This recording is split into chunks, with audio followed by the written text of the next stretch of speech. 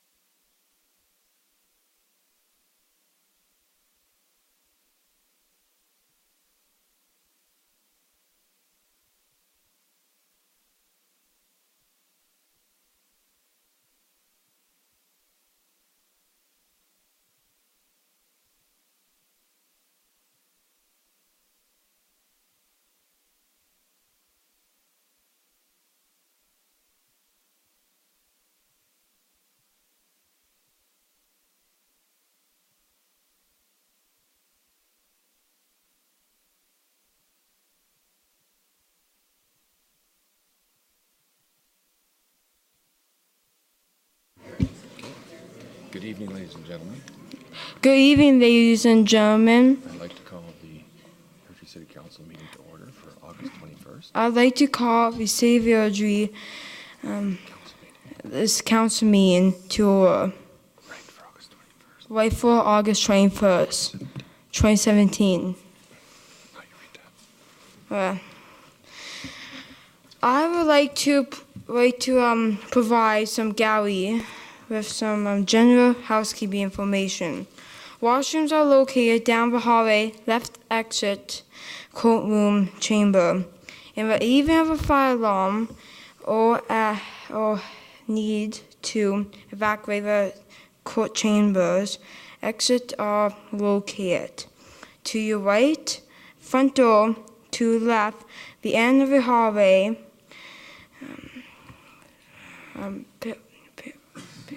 Perfect.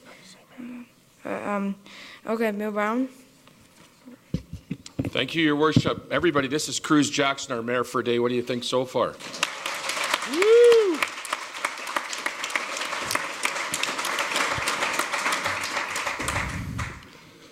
You came on a busy night tonight, Your Worship. Yeah. There's a lot of people out there, and they're very happy to see you. That's a good thing. Yeah, that is.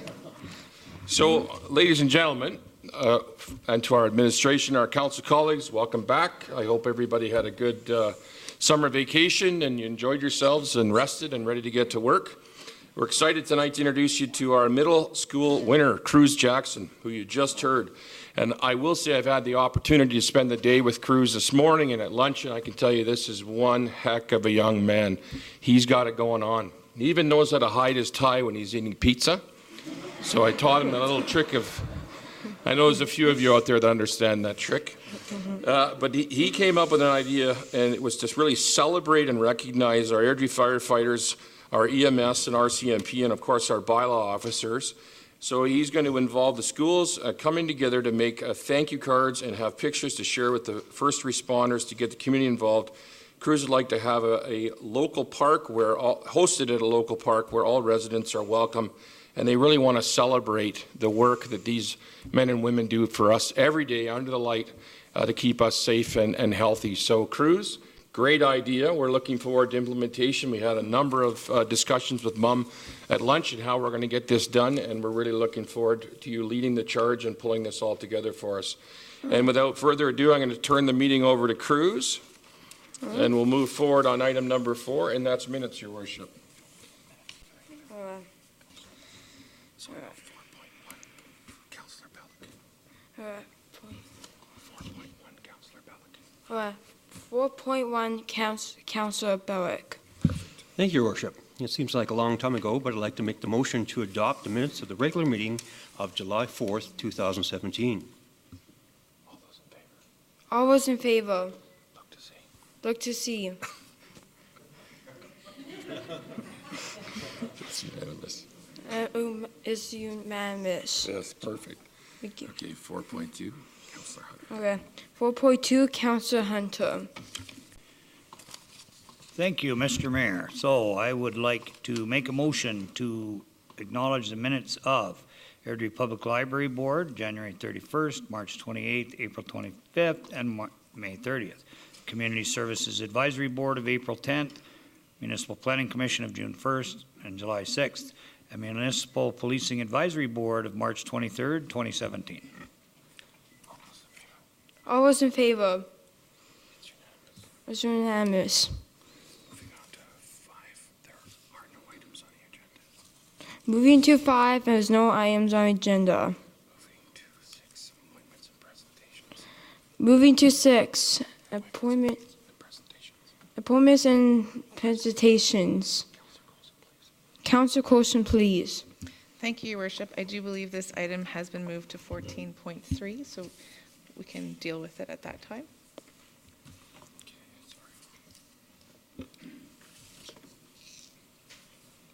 So now we're on 6.2. Councillor Hunter, please, for introduction. 6.2, Councillor Hunter, introductions. Perfect. So I would like to call Dr. Tom Feasby to come up to give us some background on the Airdrie and Area Health Benefits Cooperative Grant Agreement.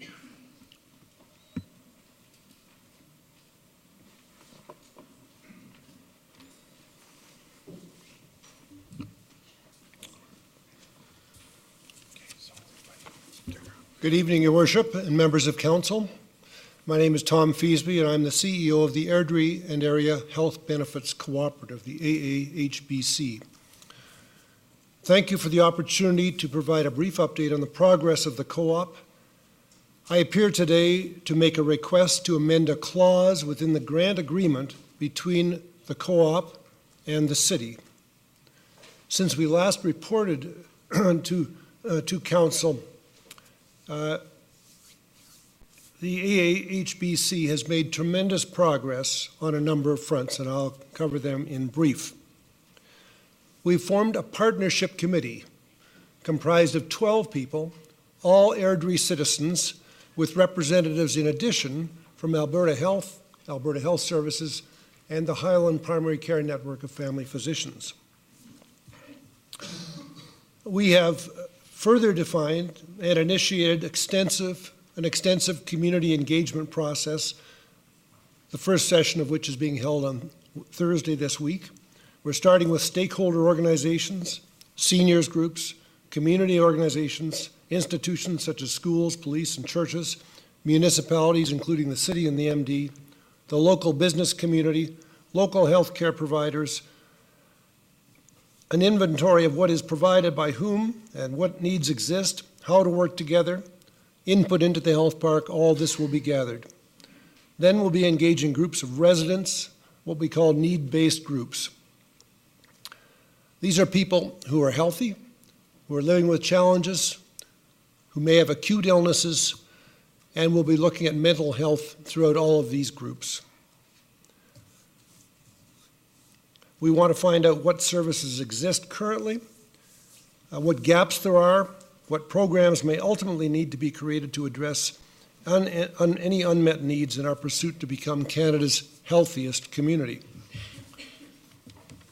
We continue to work with experts in seeking international best practice and a public consultation process that will help the community eventually design a health park. To that end, we've retained the services of architect Marc Boutin and his colleagues and are currently working through site selection. We've also engaged a group of experts to begin to support us in the design of an informatics system through which we can evaluate, measure, and track individual health indicators. Individuals, citizens in Airdrie, will be enabled to own their own health information. We've further engaged local physicians and have established a physician planning group. We've also almost completed the design of a comprehensive health and healthcare measurement framework to be used to determine the health status and health needs of both individuals and the community as a whole. Our website, airdriehealth.ca, is now operational and will serve as one of our main communication tools. We will also attend the annual Airdrie Fest. I'll be there personally to discuss the co-op with the community members. Fundraising is proceeding well. You may have seen the recent news release announcing a $145,000 grant from the Calgary Foundation. This is among the largest grants provided by them for community development. We're very proud of this, and it's certainly validation of the work we're working on. We've also secured commitments for another $200,000 from private donations through our generous board of directors. Last week, we met with senior officials from Alberta Health, the Ministry of Health. Attending that meeting were the Deputy Minister of Health, the Minister's Chief of Staff, the Executive Director of Strategic Health Policy, and representation from Alberta Justice and Legislative Services. Our intent was to reconfirm the Ministry's support for our work and future plans.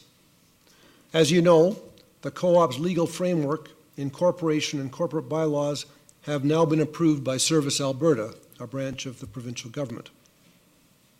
We confirmed our common understanding, that our current operations and plans for future service offerings are compliant with the various regulations and, most importantly, the Canada Health Act.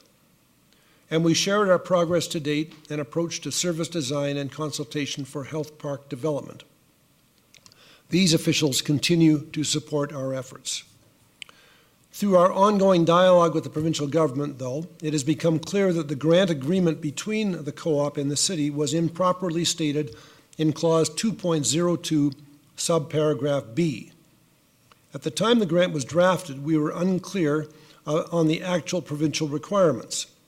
We've come a long way since then, and now have an understanding of the ministries involved. Within the grant agreement, Clause 2.02 states, prior to payment of any portion of the operating grant for $300,000 as outlined in Section A, Paragraph 2 above, the AAHBC shall provide evidence of approval from the Minister of Justice of the Province of Alberta for A, the creation of the proposed health benefits cooperative, B, the cooperative operating mandate and model, and C, that the cooperative is in compliance with the applicable provincial and federal legislation.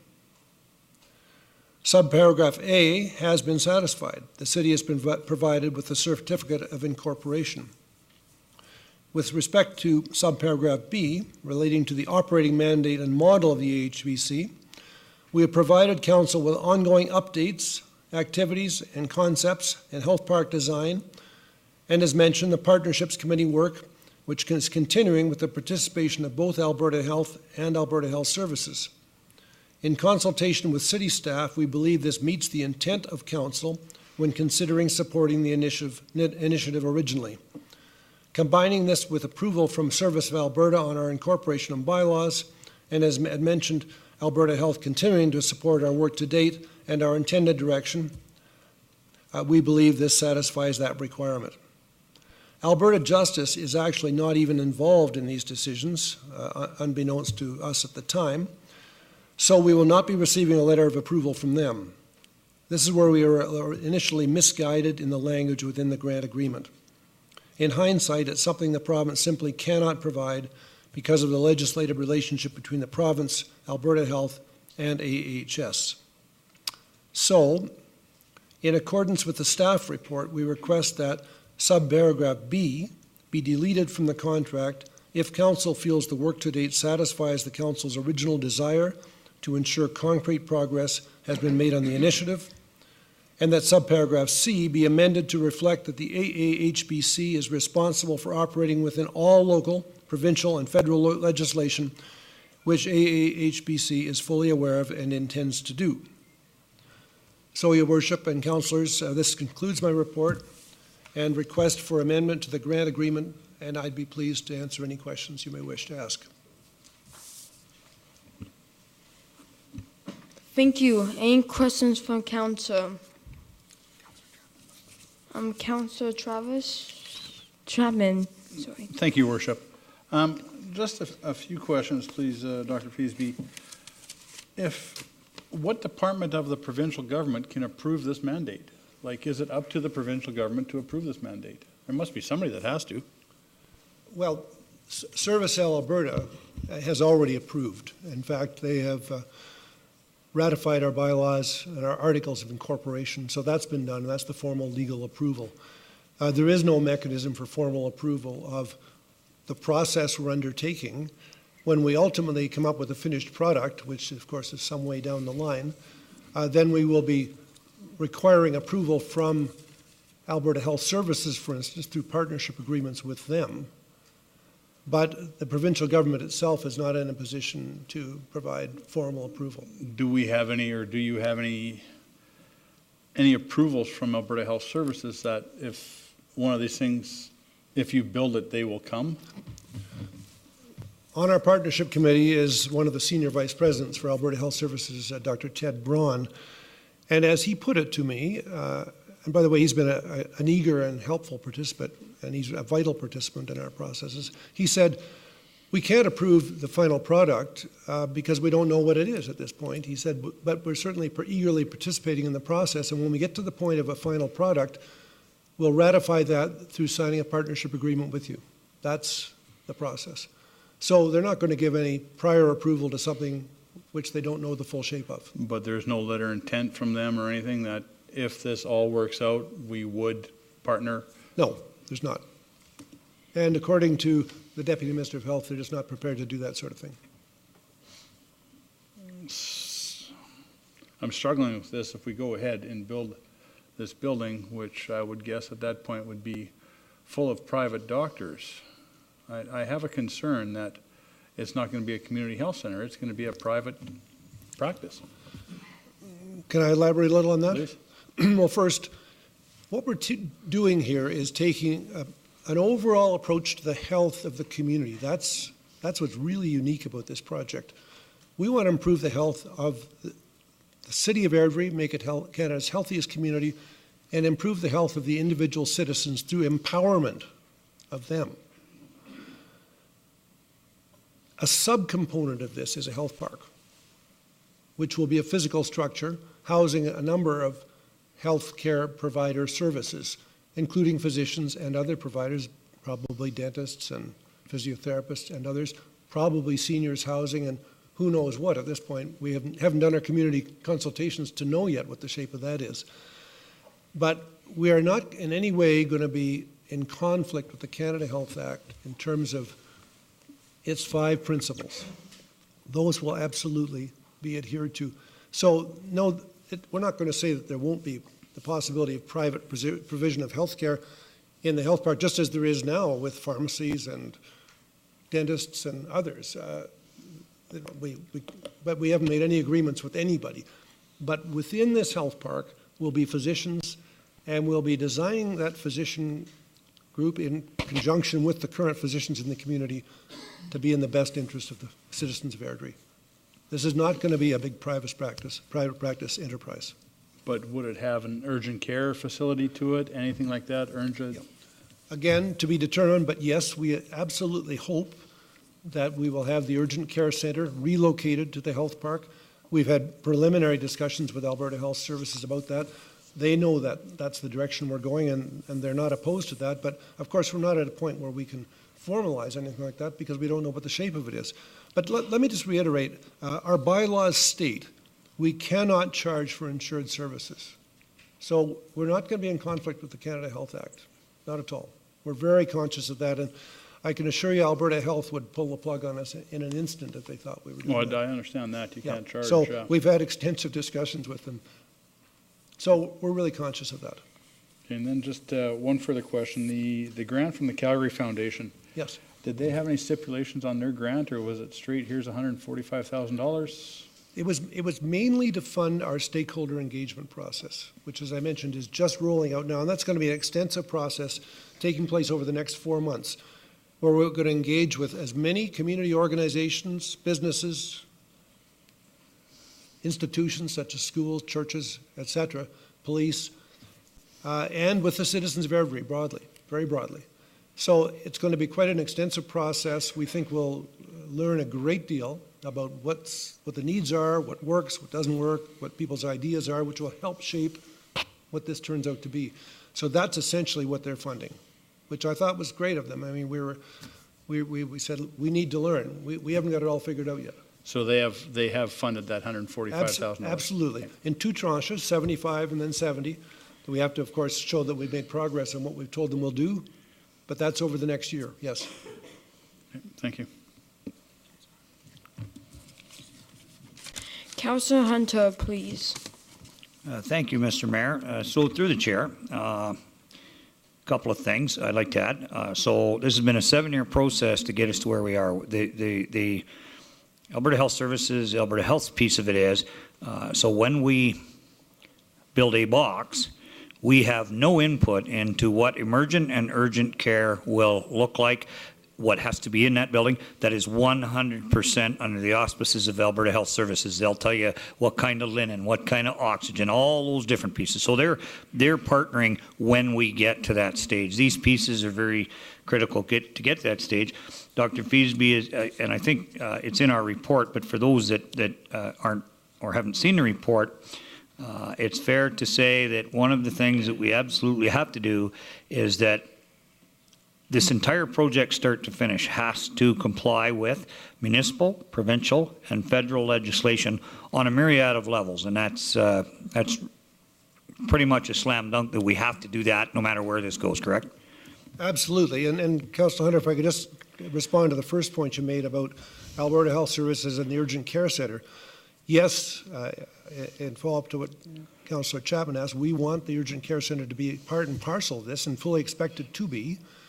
And when we get to that point, we will negotiate with Alberta Health Services about the terms under which they come in. We're not necessarily going to just accept a set deal that hasn't been part of negotiation. We are going to tell them what our values are, what we want, and we'll come to some kind of operating agreement with them. So we think it will be in the best interests of the citizens of Airdrie. We're not just going to accept that they know everything. We're going to negotiate it with them. And the key, I guess, would be that, so this is a collaborative effort on many levels: Alberta Health Services, Ministry of Health, community stakeholders, physicians, all of the citizens. So this is everybody coming together, correct? Absolutely. We're open to input, and we need that input. We very much need people's ideas as well as their support. Great. Thank you very much. Any other questions? Councillor Chapman. Thank you very much, Your Worship. I'm struggling with this a little bit. I fully support this foundation. I support the idea.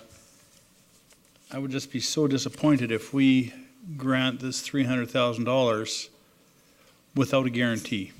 We have no guarantees that this is going to work. We don't have that guarantee, and I have a concern with that. I will be supporting the motion, I do believe, but like I say, I'll be holding some feet to the fire if this doesn't work. And with that being said, when this is all said and done, and if there is bricks and mortar and a building built,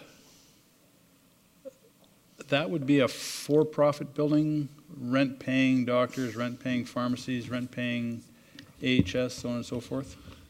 Yes, we do need to have revenues to support the functioning of this building, which I must again emphasize is just a subcomponent of the overall project. But yes, there will be a bricks and mortar.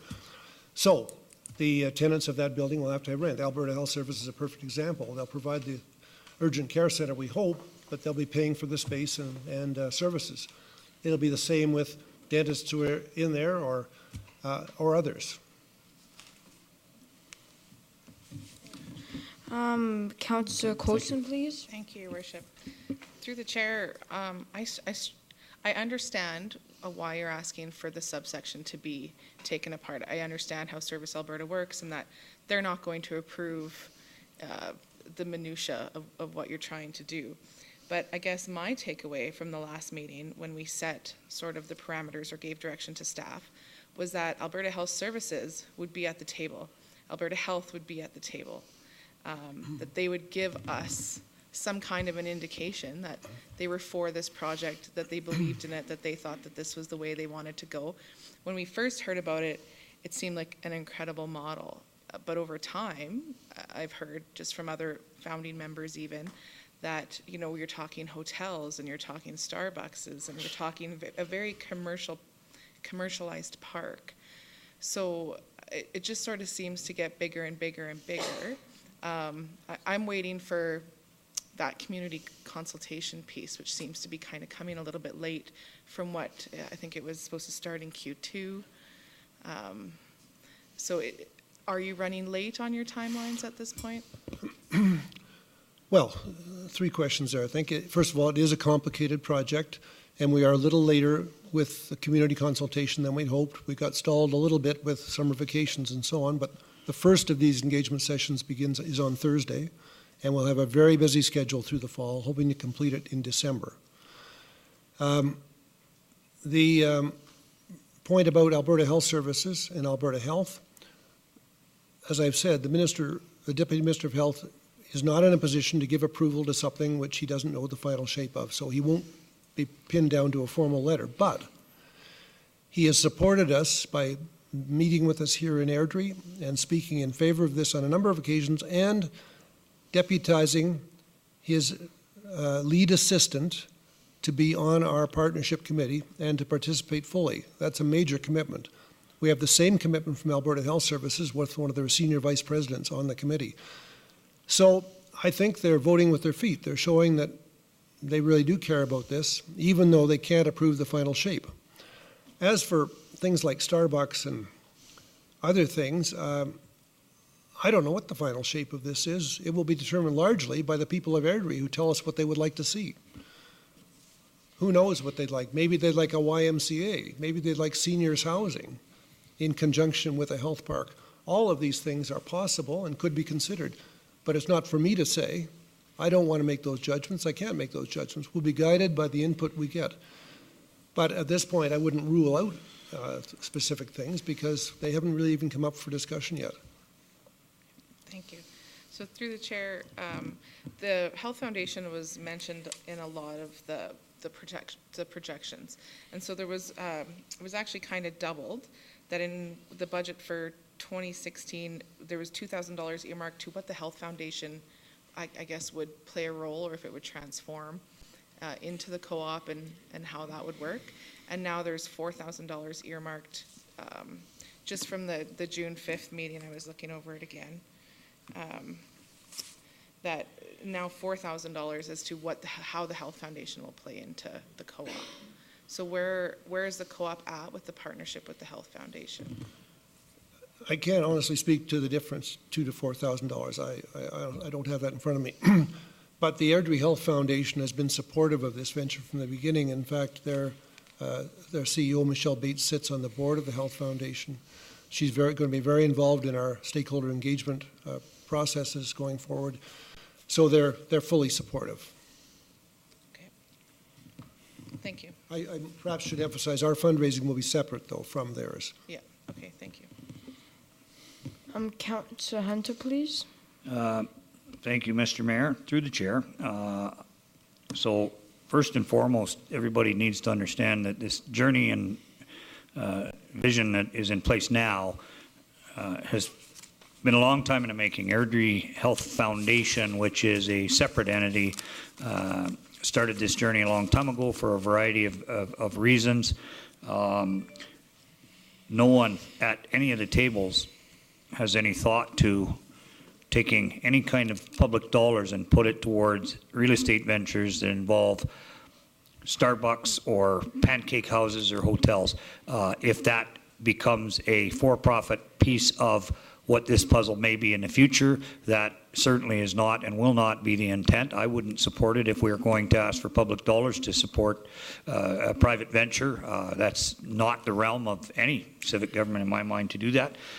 Certainly the participation from Alberta Health Services, the Ministry of Health, under two different governments, I might add, so the current government and the one before them, was that this is one of the most innovative things that they've seen coming forward in forever to change the outcome for healthcare in this region, and everybody, including the Alberta government, but this can very well and will, I believe, it will very well be a model for the rest of the country to quit spending phenomenal amounts of money on healthcare without getting the outcomes that come with it. And that's why the participation of all the different levels of government are critical. And so they're at the table. We're constantly talking with them. I'm on both the Health Foundation and the Health Benefits Cooperative because it's something that has to happen. It has to happen for not only for the people here, but we have 1,100 babies born last year, some on the highway going into Calgary, and all the things that go with it. So we have to change the outcome. This is part of the process, and I appreciate my colleagues' thoughts of looking after those tax dollars, but I can assure you that the individuals involved, some are here, some aren't, are the people of the highest integrity, have changed the outcome. One of the gentlemen at the back was the founder of Stars Air Ambulance, which if anybody knows what that is, all that says to me is integrity, and we're going to get this thing going. And this is just a little amendment that needs to change some verbiage because that's what we require to keep it moving forward. This, at the end of the day, is going to serve every person in this community and everybody that will come to this community and everybody that will be born into this community. So, it's definitely a long time in the making, and it's a little bit of textual amendment to it, but I can assure you that everybody involved in this is going to be watching the dollars and what this thing becomes because we all have a stake in this. So thanks for that, Dr. Feasby. Councillor Chapman, please. Thank you, Your Worship. Thank you for your comments, Councillor Hunter. I support this initiative totally, like 100%. I think it's a great idea. I would like to see what the public consultation about it comes out to be. I would love to hear what the public has to say. This is public dollars we're dealing with. We had an incident last fall that didn't turn out very well without any public consultation. And I would hate to see something come of that. Now, all your consultations, they were paid for by the Calgary Foundation grant? Well, we haven't priced it out specifically, but that was the general intent of the Calgary Foundation grant, that it would pay for the consultation process. Would you be using some of this $300,000 to pay for the consultation, the public consultation? Well, it depends how you look at it. Some of the salaries of people involved in the public consultation will be from the $300,000, but mostly it'll be paid for by the Calgary Foundation grant. Okay, thank you. Deputy Mayor Barry. Thank you, Your Worship. This has always been a tough one, spending municipal dollars on what's effectively a provincial responsibility. But as I said when I approved it the first time, if we can improve healthcare in Airdrie, and this is the investment we need to make to do it, I'm in support of it. And with regards to the motion, my view on the motion when we made it was not approval. It was that the province and Alberta Health Services would not be throwing up any roadblocks to our path based on what we were putting in. It was not approval of it in itself. It was just that they were okay with what we were doing, but not approving it.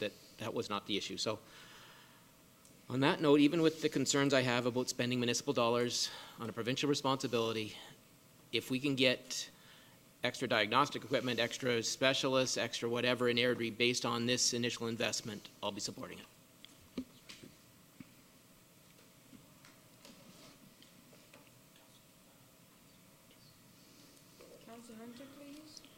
Thank you, Mr. Mayor, and through the chair. So at the end of the day, we are inundated with areas of provincial responsibility that they don't have the money for, don't have the willpower for, and this is just one more thing that we're putting seed money into. I can tell you for sure that this is something that is going to save lives, it's going to change lives, and on an economic benefit, just think for a second that when this campus is built, this will, in one sense, make Airdrie a destination instead of just a cheaper place to live than Calgary. This will bring entry-level jobs to this community. It will bring middle-class jobs and high-end jobs and all the resulting economic benefits that go with that. So people will choose to come to Airdrie because we have something innovative, and that it's something that, of all my 7 years as being your representative, this thing to me has been the most rewarding. I look at when they wanted Dr. Kine to hit the road. This community rose up and said, no, this is our community, this is our health, and we are going to take charge of it. This is a result of you folks, not us. We've been just the ones to do your business.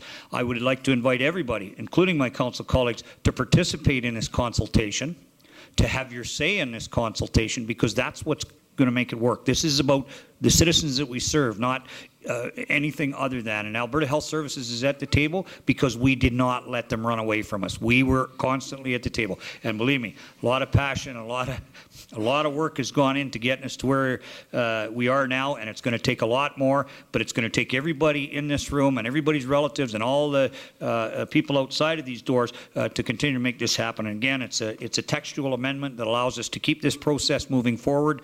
We don't want to stall it again. In my mind, people have died because we don't have appropriate care in Airdrie. We know that for a fact.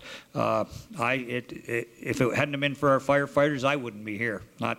So we'll leave that piece alone if that's a good thing or not. But at the end of the day, health care has changed in this community because our citizens have said it's important to us, and we're going to make it happen. And so this is just seed money and an investment in a much bigger project, and it will go on for generations, this thing. And so I'm happy to support it. I'm going to be passionately out there and pushing this until we get to that ribbon cutting, because it's going to be your facility, not ours. Thank you. Councillor Corson, please. Thank you, Your Worship. Through the chair, how many employees does the health cooperative have now? Well, in terms of formal employees, Paid me. employees.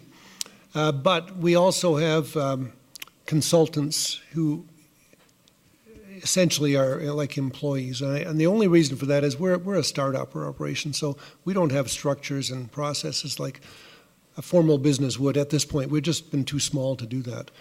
So we have indeed contracted with a chief planning officer, communications leader,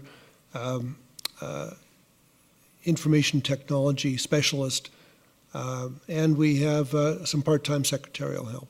Okay, but thank you. We're as lean as we can be. Okay. Also, through the chair, I guess I have no problem supporting the initiative and the vision.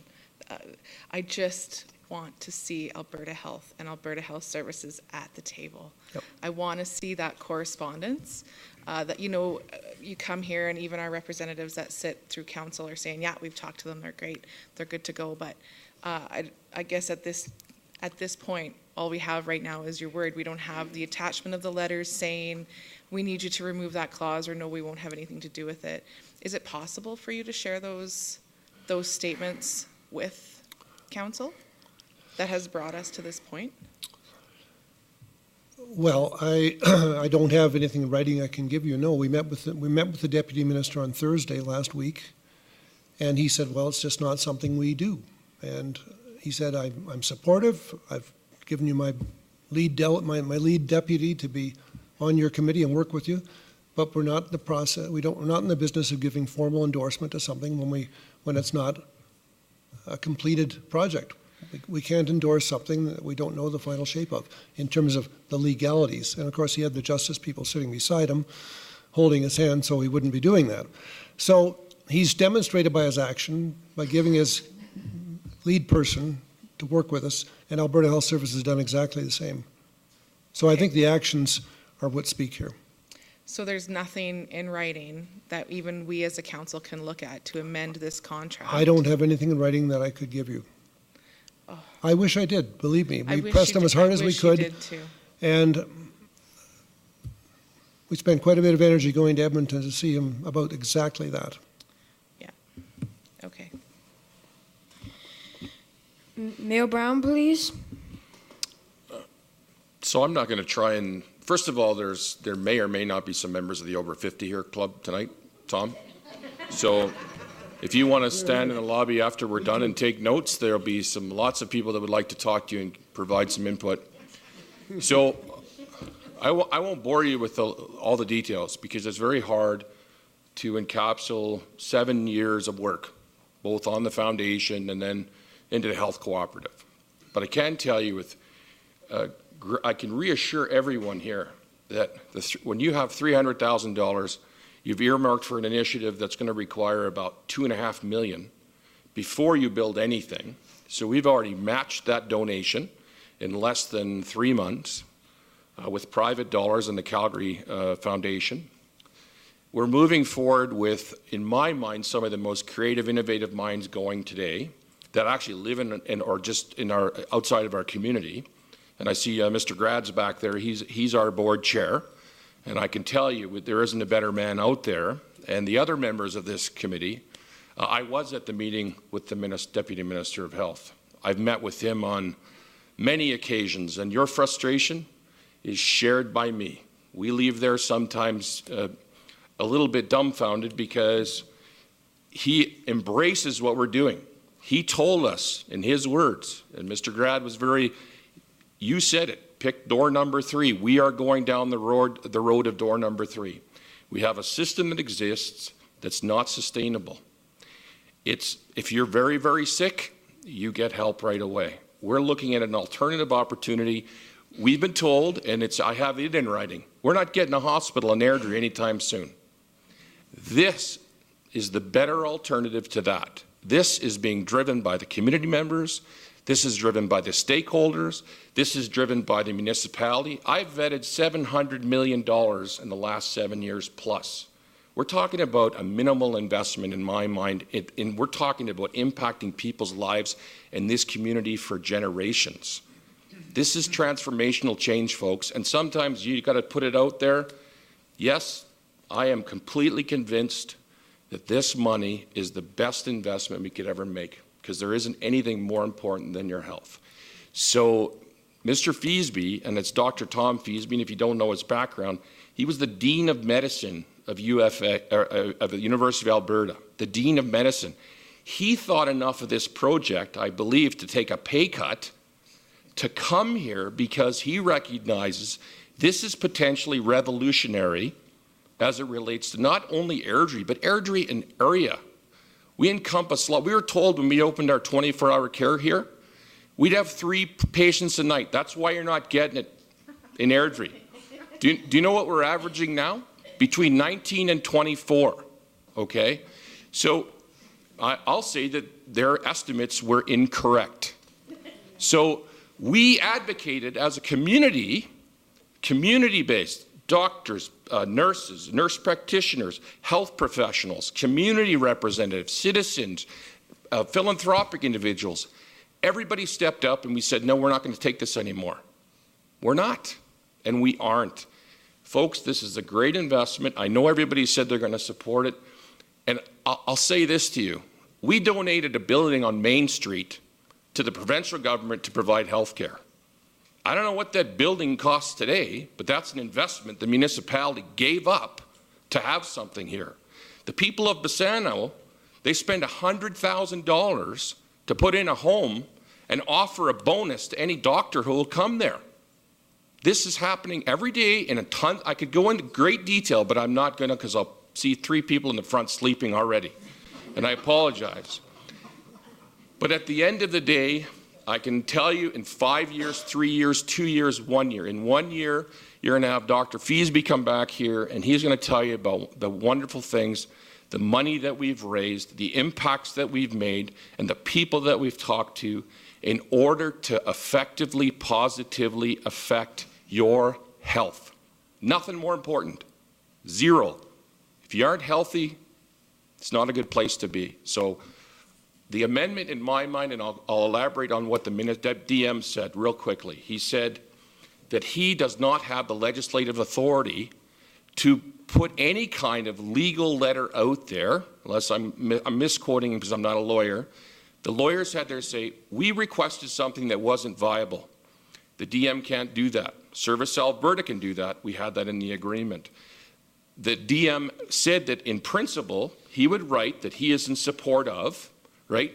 But let's think about that for a second. I've had to deal with 5 different ministers and 5 premiers in 7 years. So if we get that letter of support, we could get a new person in there who could change that whole thing. But when you're driving the bus like we are, they get on board because we're going to show them a better way, more effective way, a patient-centric way to make this work. It's a great thing. Your Worship, I talked too long. I told you I'd be 2 minutes. I apologize. take charge of the meeting, you can call on this gentleman over there. Deputy Mayor Burley. Thank you, Your Worship. Mayor Brown, I love your passion. And the individual involved in this group, I respect them 100%. But sometimes things fail. And if it fails, it fails. But I'm willing to take that chance that it won't, because I firmly believe it won't. And I think we have to go for it. The return on investment for the health in our community is worth the $300,000.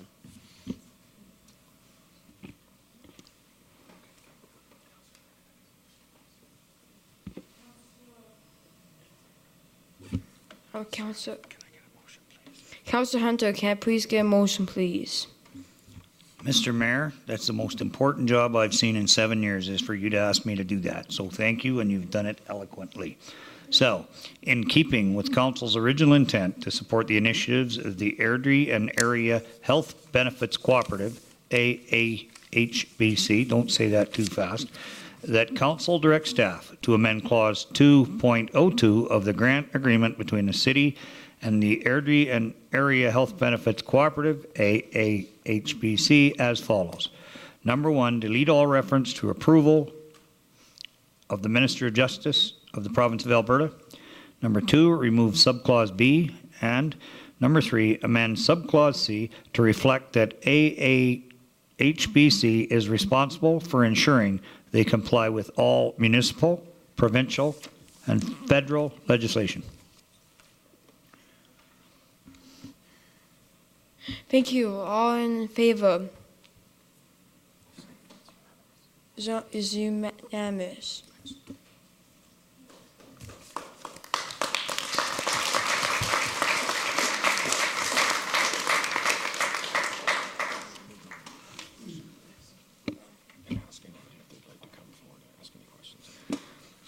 Okay, does anybody want to come up and ask any more questions? Please? Sorry, we're at the public question period portion of the agenda. If there's anyone here who'd like to come forward and ask any question of council. Welcome.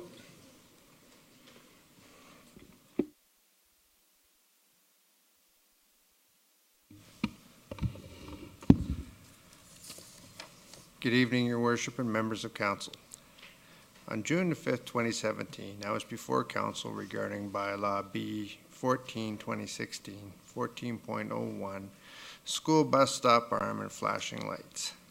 On June the 7th, staff sent me the agenda report 0505-2014 and 0707-2014. Thank you for that.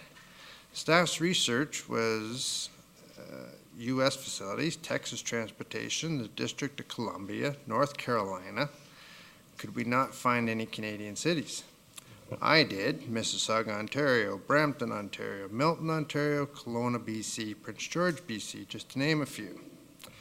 This topic has been brought to council's attention numerous times before, and this bylaw has not been changed. We are now a city of 64,000 people, with a large portion of that number being young families today. This bylaw was drawn up when we were a small city. We are now 2 weeks away from the start of another school year. Is council going to finally change this bylaw? Your Worship, can I take this one? Yes. Yes, please.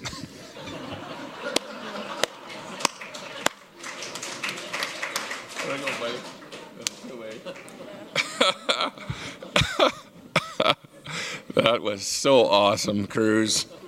Sorry, Your Worship. So, sorry, I'm not making light of your question, Mr. Gurley. So this has come forward a number of times, and I know there staff reports. There was also, this came back from Rocky View School Division that they did not want to change. So communicated with the school trustees, their bus, what they were concerned about, because a lot of our traffic is separated by a median. So you put the lights on flashing on one side of the street, kids run out. Now you've got the other side of the street to contend with, and oftentimes those residents, whether there's a median there with trees or they don't see the kids or whatever else, there were issues surrounding that, and there was a reason why. So I guess I would defer to Mr. Stevens, because it was his from his group that brought that report back, and if you can't recall, I apologize, but that in essence, it was, from what I can recall from the words from the school division staff and the people who drive the buses, they felt less safe doing it that way than with the flashing lights. But I'll certainly turn it over to Mr. Stevens. Your Worship and members of council, just with respect to the school bus arm bylaw and that prohibition of that in an urban environment, I'm not going to try and compress two different reports that have come to council, but I'll tell you that the key components of that is that it is entirely appropriate for school bus arms to deploy and stop all traffic in a rural environment where you do not have things such as sidewalks and crosswalks and streetlights. We did consult with both of the school divisions. We also consulted with the school bus transportation company. We did research chatting with other municipalities, and all of those sources of consultation indicated they did not see that the prohibiting school bus flashing arms and lights in an urban environment was of any benefit to the safety of children. If anything, it encouraged kids to walk across the front of the bus. And as Mayor Brown has alluded to, it creates, I guess, a psyche or a mindset where children begin to think it's appropriate to run across roadways in front of traffic, expecting, and particularly when you come out from behind the school bus, expecting that all traffic will be stopped. And certainly all of our research, all of our discussions suggest that it is not a simple matter of simply invoking the school bus arms and lights and expecting that we will have a perfect world and that all will be well. In fact, the reverse is true. So we did provide that information on two different occasions to, I believe, two different councils. Council did accept the recommendations of staff. Certainly staff is available. Should council wish to revisit this issue, we can do some additional research and see if anything has been updated in the interim period since 2014. But that is where staff sit on this matter currently. Thank you. Thank you, Lauren and Councillor Hunter. So through the chair, so we all want to keep the kids safe. It has been out in the community that if we do this, it's somehow going to make it safer. So I've looked at both of those reports, was involved in vetting it, and that's our intent. I keep hearing in the community that last year and this year, more kids are getting hit.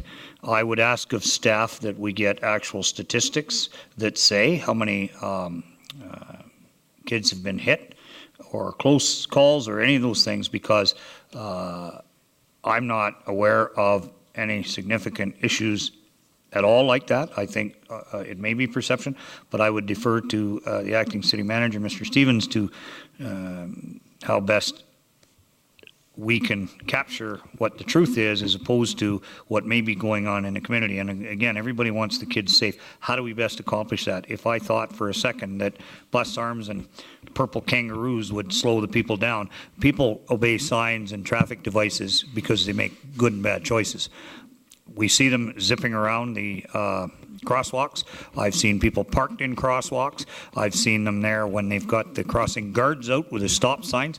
And so adding some more stuff there, I understand the report. It says there may be some more confusion. But Lauren, can you speak to, through the chair, are you aware of significant numbers or impacts or collisions or things like this with kids in our school zones? Through you, Your Worship, and I would have to advise council, I don't have those statistics at my fingertips, so I can only give you a general sense. So as chairperson of the Traffic Advisory Committee, I am not aware of any significant change in the trends associated with school bus children. I'm not aware of any requests that have come forward from either the schools or the transportation, school bus transportation company with respect to this issue. Again, I would certainly offer to council that if there is more information required and a request to gain whatever specific information might be available, staff are certainly happy to do that with a motion of council. Thank you. Councillor Hunter, please. So through the chair is Mr. Locking here. There he is. Maybe through the chair, if he could speak to any ME or RCMP issues regarding this, that would certainly be helpful. Thank you. Through the chair, I was just at the back thinking of the most recent, I guess, number of incidents, and to the best of my knowledge, I'd have to say maybe 3 in the course of probably 2 years. There could be more that I'm not aware of, and I think even one of those was a bike. But that information we could source and get back to council. Yes, I would absolutely like that. Do we need a motion to do that, Mr. Mayor? Yes. Yes. I will make that motion and that staff come back with more information about impacts, collisions, things like this in the school zones for whatever time frame you feel is applicable. If I may, Your Worship? Yes, Sharon, go ahead, That would please. need to be phrased in notice of resolution, and then we would bring that question back to see if council wishes to proceed with that question at the next meeting. Notice of resolution, okay. Yeah, as per our changes. Yeah, that's what I thought. My apologies that, get used to that. Thank you for that. Councillor Hunter, if I could, Your Worship? Yeah, no, go ahead. Could we not settle this a little bit faster by committing to a resident who has asked a question that we would let him know how many accidents have happened around school buses that have to do with school bus arms versus having to wait a couple weeks to have a notice of motion to come back? I think that's a fairly easy statistic to pull. I'm sure first student knows exactly how many kids have been hit. I don't know that he didn't ask that question. He said, when are you going to change the bylaw? Okay, fair enough. So Yep. if Mr. Gurley's agreeable to that, and if that's what you ultimately want to find out, I will certainly ask council that question. Let's Okay. find out what that statistic is. okay. Sharon? So we're okay to do it as suggested? Sorry to wake you up over there. I apologize. Didn't mean to startle you. Sorry, Your Worship. I'll be right with you. So, Your so Worship, it was in the form of a question as it relates to what Councillor Coulson had just said. If council wishes for that information to come back to City Council, we will need a notice of resolution. If council just wishes that we collect that information and provide it to Mr. Gourley, that is a separate process, and it would not necessarily come back to council. Well, I think the rest of council would like to know what was provided to Mr. Gourley as well.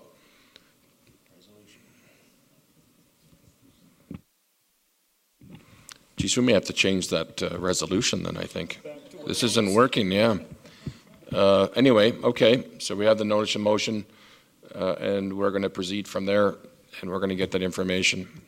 I would suggest you, why don't you do this, Mr. Gourley, if you're amicable to it. Write me an email to mayor@airdrie.ca requesting that information, copy of all members of council, and we'll pass it off to the head of TAC and our lead and director of our policing services so that they can provide you a response, and that response will come back to us as well. Does that work for you? That works for me. Thank Perfect. you very much. Thank you so much.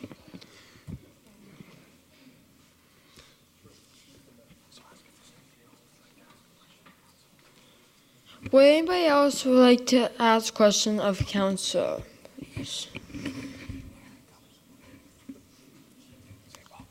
Welcome. My name is Kevin Miles. I live in Meadowbrook. I just want to make a comment, not so much a question about this last debate. I grew up in a community, Thunder Bay, which at the time had about 125,000 people. Unfortunately, a good friend of mine had his brother killed by walking out in front of a bus. There was no bus arms. That community is double the size of this community.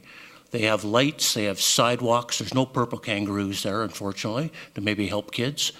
And they have all the things we talked about that was going to stop this kind of motion here. After this young child was killed in front of his mother, the City of Thunder Bay Council decided that they need to do something better. And they did stop traffic. And people were angry about the traffic being stopped. But I can tell you, since that time, I don't know of any other child being killed on the streets of Thunder Bay as a result of using the cross arms. And I'm sure if there's ever a question in this community about, people being angry about stopping traffic, et cetera, they need to give their head a shake. It's the children of this community we're talking about.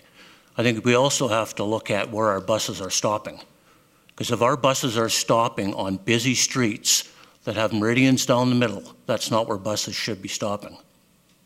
I know the council here does not control that, but that might be a conversation we have with the school boards.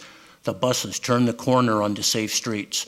I'm sure the parents of this community would rather see an extra 100 feet of walk than a kid getting dropped off in Yankee Boulevard or one of our other major streets. So that might be something for us to look at as well to make a suggestion to our school boards.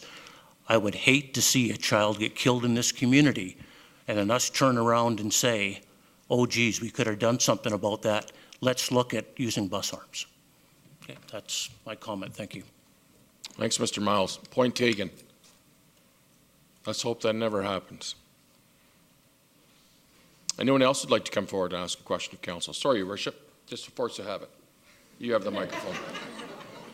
Yeah, would anybody like to ask questions, please? We would like to hear. Okay, there are no questions. We're moving on.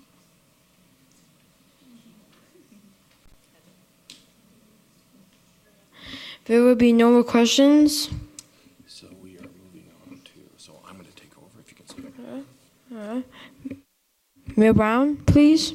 Thank you, Your Worship. So we're going to move on to the public hearing portion. And I should say, actually, I apologize. Are there members from the Over 50 Club here tonight? It doesn't look like it, but are there? Can you put your hands up? Look at that crowd. Okay, I would have never known. I thought it was a rally for young people. I had no idea what was going on here. So I just wanted to let all of you know that your letter is not a presentation. Everybody knows that. So we're receiving the information and there may be a conversation, but it won't be a presentation. So if there's somebody that would like to say something on behalf, I certainly can allow that. As I know I close public question period, but if you have 5 minutes, if you'd like to elaborate anything that was left out, I know that there's a lot of passion and a lot of energy. I met with you, I've seen what's going on, and I know what you want, and I'm certain that all members of council have been over to your club and understand some of the limitations and some of the changes that need to occur. So if there's someone that would like to come forward, I would be happy to allow you to come forward for 5 minutes and give a spiel. We're all looking, who's in charge? That's what where is she? Oh, there she is. See? No. There's no applause for these people. What's going on there, you people?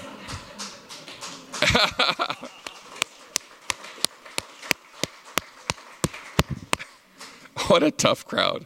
Well, welcome. Come on up. No, you have to hit the microphone and sit down. Don't be nervous. We're all friends here. Yes, and if you would mind providing your title with the Over 50 Club, your name, and where you, not the address where you reside, but just the community you live in. Okay. Your Worships, council members, my name is Myrtle Brewster. I'm the president of the Over 50 Club of Airdrie. And the letter is self-contained. It has everything in it, and we don't know the process. We're here to have it read tonight during correspondence or heard it being read. We want to know what the process is. Once you've read the letter, what happens? We want to know what happens. Do you just dismiss us and say we'll talk about it? Or what is the process in dealing with this? Okay, you will never be dismissed, Myrtle. There's not a chance of that. But thank you. So what will you'll hear sometimes that we'll file correspondence if somebody makes a request that we don't agree with or it won't come to fruition. It'll be filed.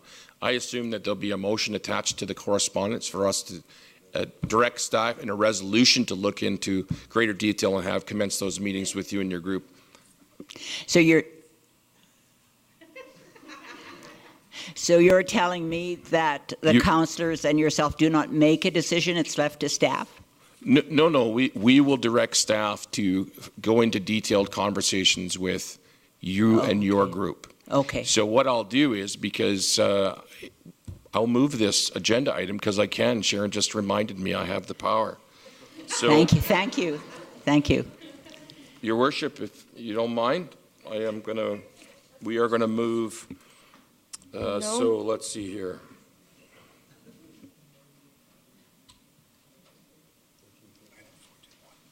There it is. I apologize. Perfect. Okay, so if you could, Your Worship, ask Councillor Bellick if he would make a motion, please.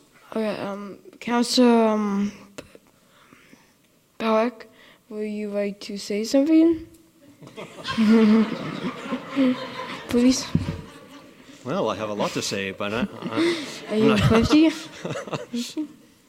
Okay, I don't know what we're making a motion on.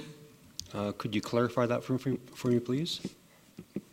So, in your package, request for facility of Airdrie Over 50 Club. So there's a letter in there, and what we want to do is I would say that you would make the motion for staff to engage in conversations with the leadership of the Over 50 Club to get sorry, Sharon, can you condense me, because I always blabber too long for motions. So Councillor Bellick just wants to move that our administration meet with their leadership to review the letter and correspondence great deal and how we can and we give them all the details of moving forward with their request.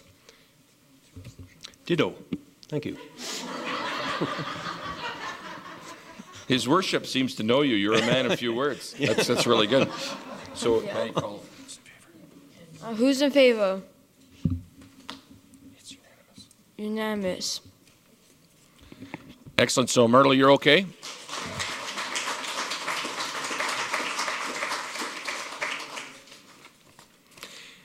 I don't think people know this because we always say our average age is over 33, right? There's over almost 15,000 people over the age of 60 in our community now. And there's so many more people moving here to be close to their grandchildren and be part of our community. It's awesome. So I can't think of a better time to look at getting this going because we need to change things up there. Because I'm over 50 and it's not pecuniary because I'd go over there and play cards and stuff, but it would certainly, it's in need of a number of things. And I really appreciate you and your team and your board taking the leadership role and making sure that this council and the new council is aware of what's going on and the things that we can do to improve things. So thank you very, very much.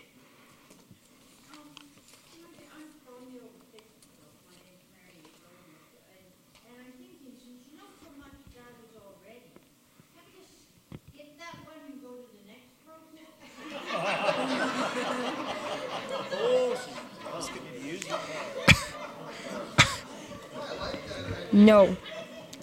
Well, first of all, we don't normally entertain questions from the crowd. That's not traditional. But all I can tell you is that every single group, and Michelle's sitting back there and her staff are going to be part of that conversation. Every single group, everyone since I've been the mayor and even before, when they've engaged those conversations, things have happened. Buildings have been built. Things have happened every single time. Okay, so that's where I would leave it. Well, you can hold me to that, but I'm just telling you, that's a fact. You can talk to Airdrie Minor Hockey. I can remember, I'll go back before I became the mayor, and Michelle knows this as well as I do. The gymnastics club at that time was out.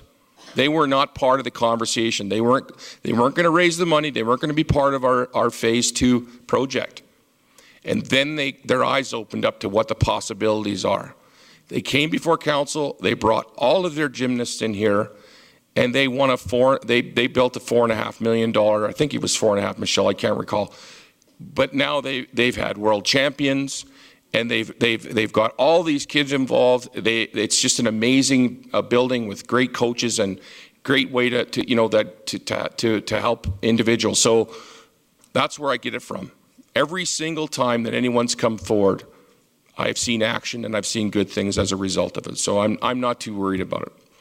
Anyway, thank you all for coming, and you have to stay to the very end, just so I'm saying. We're expecting to be out of here by 11:30, so I hope you brought a snack and some food. So, we're close. Oh, there they go. Yeah. I know about you. You're getting your blood pressure medication. I know where you're going. That's hilarious. Get back here, you guys. It's 9 o'clock. It's bedtime, right? Say hi to the casino for me. Have fun.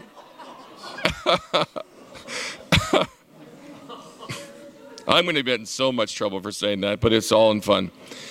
All right, ladies and gentlemen, we're moving steadfastly through our agenda here. And Your Worship, I apologize again for changing things up. So we're at the public hearing portion, and I'm going to just, I will be chairing this piece. So anybody who's here to speak, we're going to open up the public hearing process. We're going to have a presentation from our staff. We're going to hear from the people that are in favor. We're also going to hear from them that are opposed. So I'll say that 3 times. So you have an opportunity to speak for and against what's being proposed tonight. And from there, I am not sure who's doing the presentation tonight. It is Stephen, sorry, who is making the presentation? Oh, Gail is, I apologize. Oh, there's Gail. Okay. Gail, welcome, and we're working from 8.1, and this is a public hearing being held on bylaw number B18-2017. Whenever you're ready, please.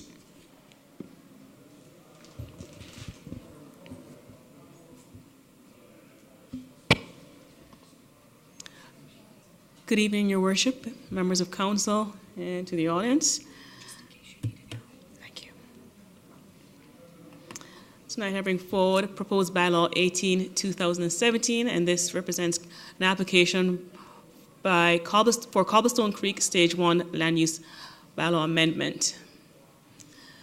The purpose of the bylaw is to amend the land use bylaw map to redistrict the subject lands consisting of approximately 102 acres from urban holding to the following 7 land use districts. R2T for 14.5 acres, and we have 38.87 acres to R2. We have 18.9 acres being redesignated to R1U. We have 14.04 acres being redesignated to R1L. We have 3.07 acres being redesignated to R1, and 5.14 acres being redesignated to P2, and 7.41 acres being redesignated to P1. This is a contextual map showing the statutory plan boundaries. As you can see, the black hash lines represents the CAS boundary. This was most recently amended in 2016, October 2016. The pink line represents the NSP boundary, which is the Cobblestone Creek Neighborhood Structure Plan, and that was newly adopted in October of 2016 as well. The red line represents the proposed land use bylaw amendment boundary. This is a contextual map of the subject lands and the area covered by the Cobblestone Creek NSP. The subject lands are bounded to the west by 24th Street, to the south by 40th Avenue, and it's bounded to the southwest is located southwest of the Chinook Gate Regional Park and the existing community of Prairie Springs. It is also west of the Windsong and South Windsong communities, and it is south of the newly created Chinook Gate residential community. This is a map showing the proposed districting for these lands.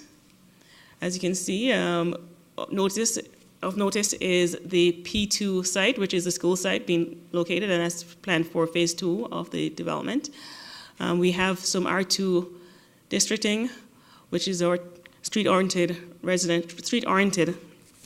townhouse districting, and that's located on the major transportation corridors. We also have some semi-detached housing, a single-family rear and front car garages. So it's a very diverse mix within this community. The overall community has a street connectivity of 1.45. Our city plan has a target of 1.4, so the neighborhood does meet that requirement.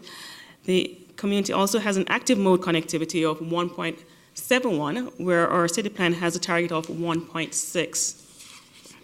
In comparing the proposed amendment to the NSP concept, there were 6 notable variations to the plan. As you can see, I have numbered them 1 through to 6 on the right-hand side. The map on the left is the NSP concept, and the map on the right is the proposed designation.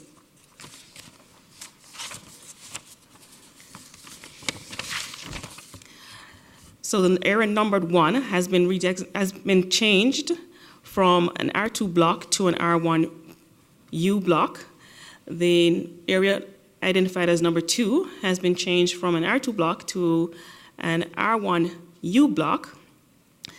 The area identified as 3 has been changed from R2 to an R1L. Area identified as number 4,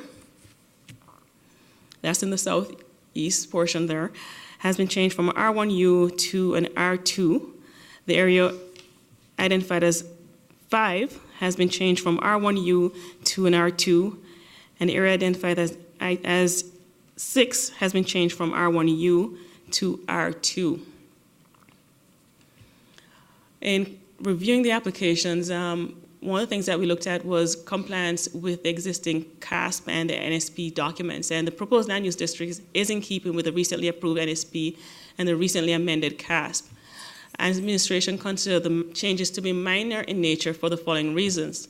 The changes are within the distribution of the low-density housing product and does not substantially affect the overall quality of the neighborhood. We also feel like the units per acre are well within the prescribed density range outlined in the Calgary Regional Plan, the City Plan, the CAS, and the NSP. And in addition, the concept presented in the NSP is a non-binding portion and represented the developer's projected thoughts or, at the time, market demand concept, and it was subject to change. The changes, as I mentioned, are considered to be minor in nature. In terms of communication, the application was reviewed by the Municipal Planning Commission on June 15th, and the Municipal Planning Commission has voted unanimously to recommend that Council adopt the proposed bylaw as presented. The application was also advertised in City Connections for 3 consecutive weeks, that being August 3rd, August 10th, and August 17th. And there was signage placed on the subject lands in 2 locations, advising the public of the application, and adjacent landowners were notified by direct mail. At this time, I'll pause for the public hearing. Any questions for Gail, please? Deputy Mayor Bailey. Thank you, Your Worship. Just a quick one, Gail. The density overall, it would have dropped slightly with this, would it not? It looks like R2s to R1U would be less density, and you change more the one way than the other? It has probably increased a little slightly. It increased slightly. There's 8 additional units being added to the overall subdivision at this point. Oh. Okay, thank you. Any other questions? Yes, Councillor Coulson. Thank you, Your Worship. So through the chair, what's the UPA then? Did it change slightly, or did it stay on target with those 8 units? It stayed on target. Okay, thank you.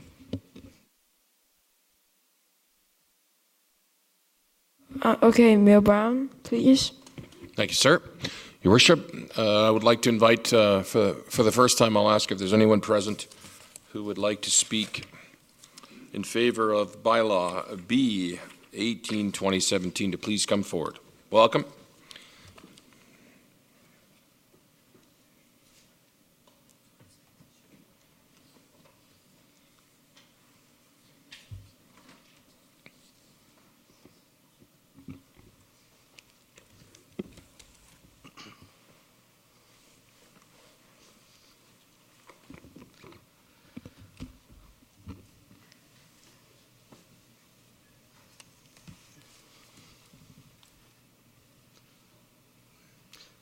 Just a moment, we have some supporting slides coming up here.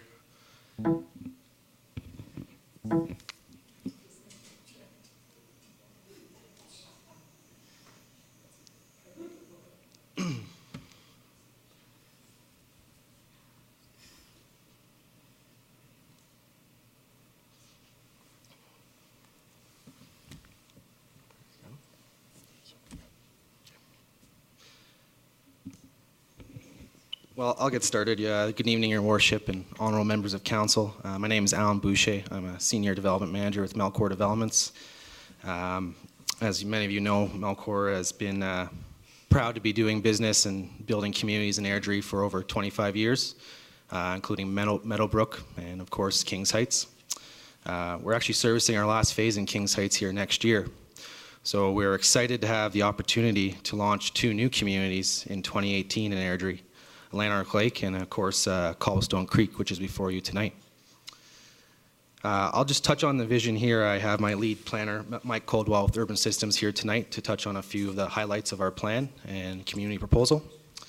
But certainly our vision for Cobblestone, consistent with many other Melcor communities, is a diverse community with a variety of housing options so that citizens and their families can grow in the community that they live in throughout the many different stages that life throws at us.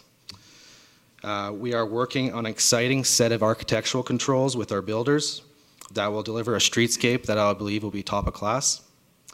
We are also working with our consultants on a set of community design guidelines to make sure our open spaces and streetscapes meet that same level and are distinct and unique. As Michael touched on, we have a very fortunate in this community to have a great natural asset within the community, the Dry Creek. It's a great environmental reserve, and we're trying to find creative ways to bring that creek into the community and treat that in our open spaces and streetscapes. So we're excited to deliver an excellent top-of-class community to Airdrie. And before I turn it over to Mike, I'd like to also extend thanks and gratitude to administration for helping shepherd this application through the process and ensuring that we're aligning with all the expectations set out by the City of Airdrie and their citizens in the Airdrie City Plan. So without further ado, Mike, please take it away. Thank you, Ellen. Mike Coldwell with Urban Systems, and in the interest of time, I won't repeat what Ms. Gibo has said to you this evening, but just a few points to highlight for you councillors.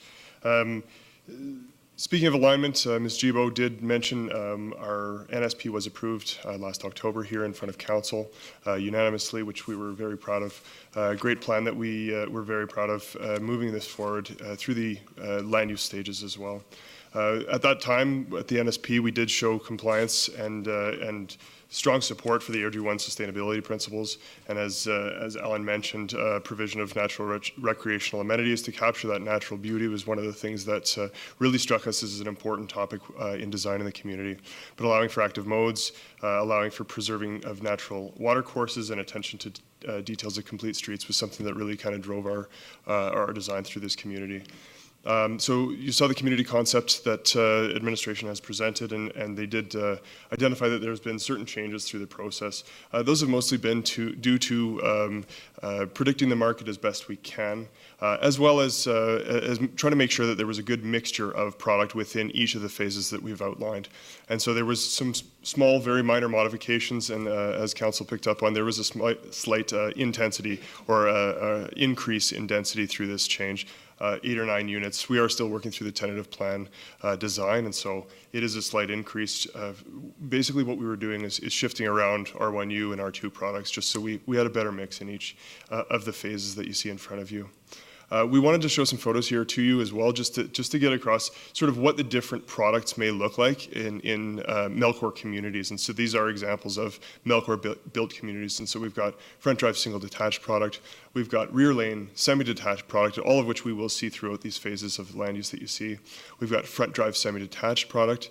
These are really designed to look like a single family home, and on any given day I would certainly challenge myself as well as many others to determine sort of which one's a semi-detached and which one's a single detached, and that's really what the strong architectural controls and community design guidelines are intended to do.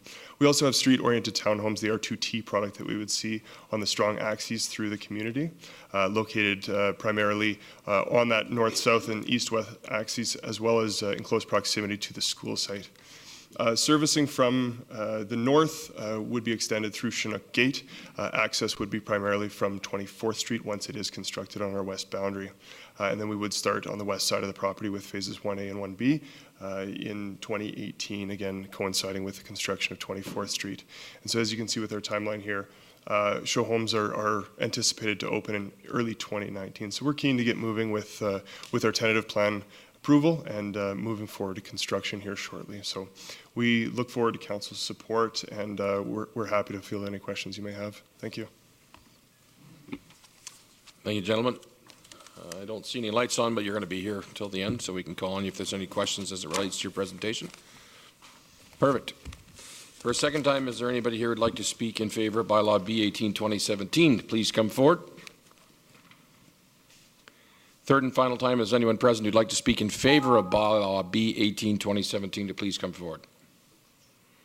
Okay, there being none, is there anyone here who would like to speak against Bylaw B 18-2017? For a second time, is anyone present who'd like to speak against Bylaw B 18-2017? And for a third and final time, if there's anyone present who'd like to speak against Bylaw B 18-2017, to please come forward. Okay, before I close the public question period off, I would ask any members of council if you have any questions of the two presenters as it related to their presentation or the public hearing. Okay, no questions. We're going to declare the public hearing closed, and I will turn it back over to Gail and Stephen, please, whenever you're ready.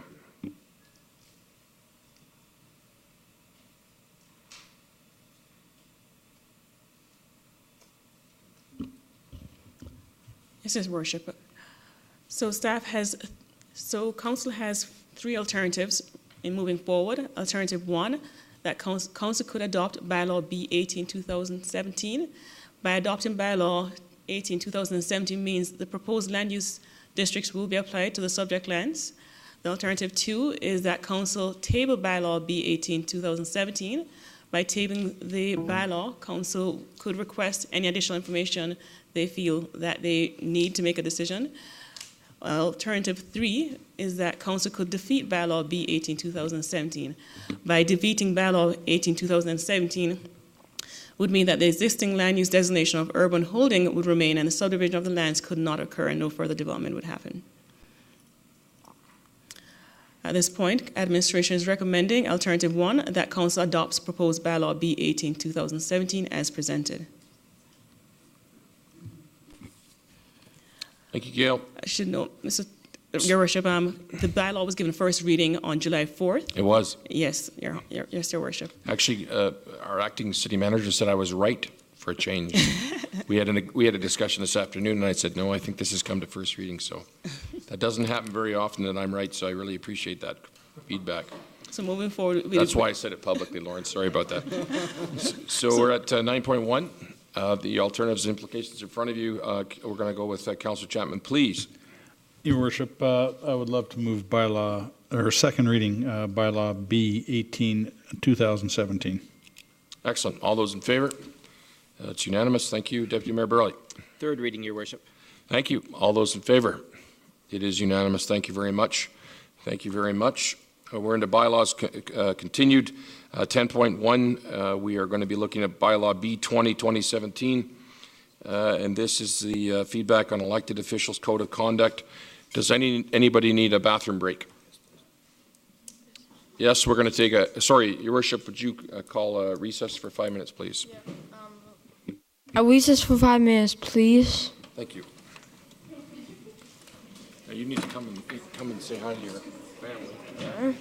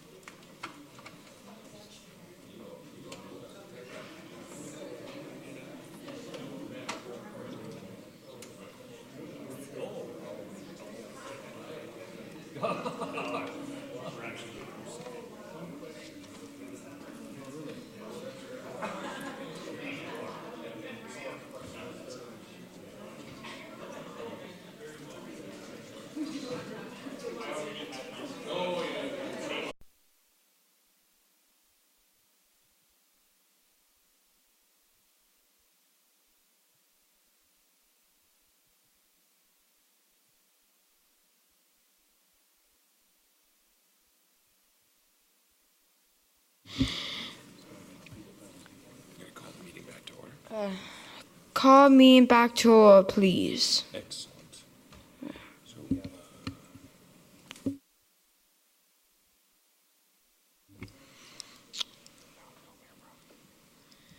Mayor Brown, please do it. Thank you, Your Worship. 10.1, we're on Bylaw B 20-2017, and this is the feedback on elected officials' code of conduct. We're going to invite Sharon to come forward. Please, whenever you're ready. Thank you. Thank you, Your Worship. So I'm here before you tonight to present the feedback on the elected officials' code of conduct. So at your regular meeting on June 19th, we had brought the code of conduct back for consideration for readings. And at that point, because council had decided to have the code of conduct actually apply to all of its boards, committees, and commission, they asked if we could go out and collect feedback from those members, those volunteer members.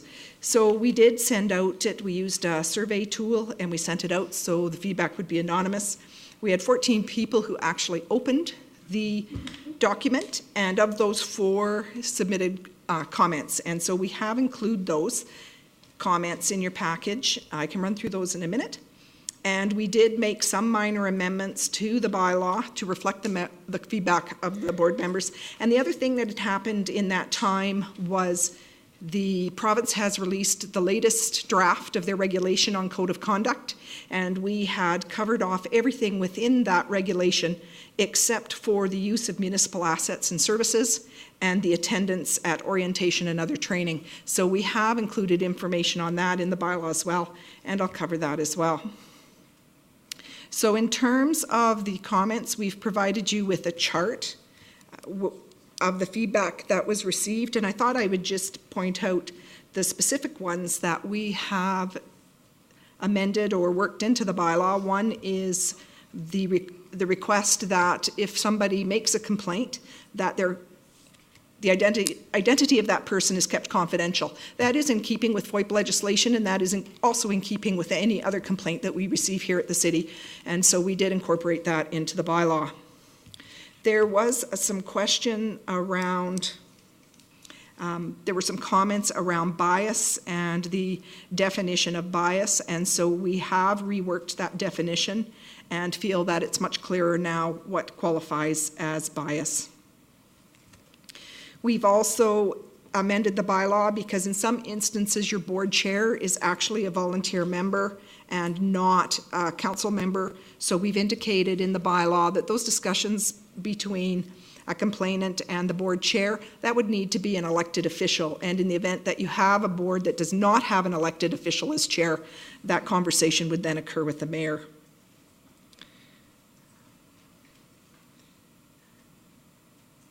In terms of the conflict of interest, section 3.6, we have included the word specific in there. And then we've also commented, there was a comment around section 4.13 and the ability that you may be required by law to reveal information about a particular instance. And so we have covered that off in the bylaw as well.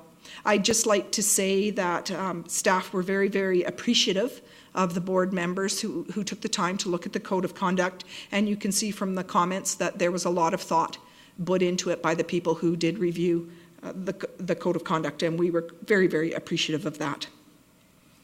In terms of, in terms of the bylaw itself and the other amendments we made, find my notes. Section 5.5 and 5.6 are the ones that deal with the use of municipal assets and services, and we've just done what's reflective now, and that is basically that the electronic devices that you're provided with can be used for both business and personal use, same as we do with staff, and then any other resources are not to be used in the advancement of private interests or private interests of people you know. And that's a pretty standard way that other municipalities deal with this particular clause. In terms of training and orientation, we have included in the bylaw, if council so agrees with that, at 5.17 to 5.19, that basically there's an expectation that elected officials would attend orientation after an election, any training that is council organized or directed, and any that is deemed to be mandatory by the province. And so those are the categories that we covered off in that section. And then they may attend training or conferences of their choosing so long as the funds are available within their individual council budgets. And so in those instances where sometimes a councillor may wish to spend more than is in their budget and dip into some of the funds that haven't been spent, we do what we have done in the past where we actually, only now we would actually do a journal entry to make sure that the funds were available. And then the last piece was that the board members are required to attend the general orientation within their first year of serving on a board. And that is the requirement that we have on them now. The only amendment council may wish to make that wasn't included is if council would like to see that it mandatory that they also do board-specific training if that is offered by staff. And I'm available for any questions that council may have.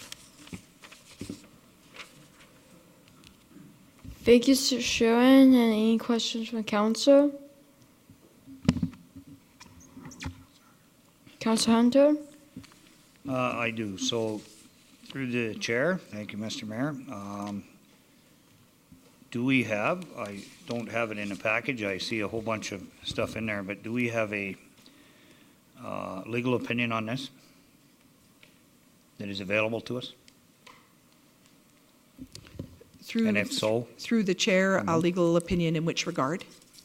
In regards to, so one of the concerns I had last time was the constitutionality of it, the legality of it. And so I've gone through the whole thing. I have gone out at my own peril and expense, and I can offer this. The proposed code of conduct has the potential to be useful and effective, but it currently suffers from a lot of loose language, a lack of required definitions.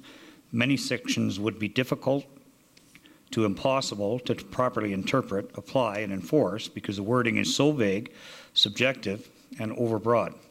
Words such as respect, professionalism are almost useless unless adequately defined and contextualized. In particular, respect is a highly subjective concept. No reasonable person can be expected to know what is expected of them when they are simply told to be respectful, because there is no agreed upon standard.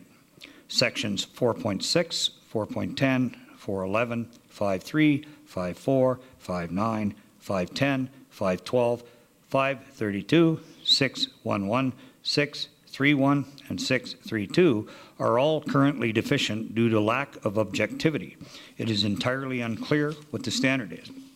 It's perfectly fine for aspirational codes to be somewhat vague and subjective because they are not mandatory or enforceable. It is good and helpful to write down values and goals that one aspires to.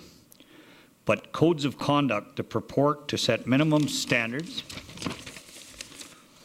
of behavior that, when not met, authorize discipline must be carefully worded, objective, and only contain words and concepts that are adequately defined and possessing of a general consensus as to their meaning and application. It's one thing to encourage respect, it's another to demand it without defining it and arbitrarily mete out punishment when the unknowable standard isn't met. Regarding Schedule A, every code must have some disciplinary measures, other words, it's not enforceable. But those measures must be specific, proportionate, and rationally connected to the conduct being sanctioned. The overbroad discipline proposed, namely the silencing of councillors and the obstruction of their democratic duties, is not likely to be upheld upon judicial review. More narrow, specific discipline should be utilized, and it must be connected to the misconduct. For example, if a councillor engages in overt name-calling, and you can use your own judgment as to what those names may be, they are immediately cut off. If the same conduct repeats itself half a dozen times, the councillor could be directed to submit only written comments for a time. Note that there's still a degree of silencing occurring here, but it is proportionate, directly connected, and still allows the councillor to perform their democratic duties. Such conduct would be impossible to effectively hide from the public, and the democratic process would run its course. Maximum expression, including heated disagreement, must be allowed in the political sphere, and indeed is desirable if arriving at the best policy that is in accordance with the will of the constituents is the goal. Democracy requires it and fails without it. Democracy is not clean, simple, and easy. One of the allures of increased centralized control is the appearance of clean and easy solutions that it seems to offer but does not.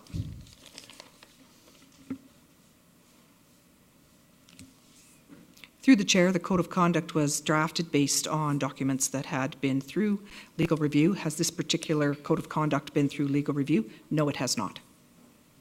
Thank you. Sorry, Sharon, you pulled pieces from other jurisdictions and you know that they were legally reviewed before they were adopted by those councils? Yes, Your Worship. Okay, thank you, just for clarity. Sorry, Your Worship. Councillor Colson, please. Thank you, Your Worship. Through the chair, when you mentioned mandatory board-specific training, so if we did not have that clause within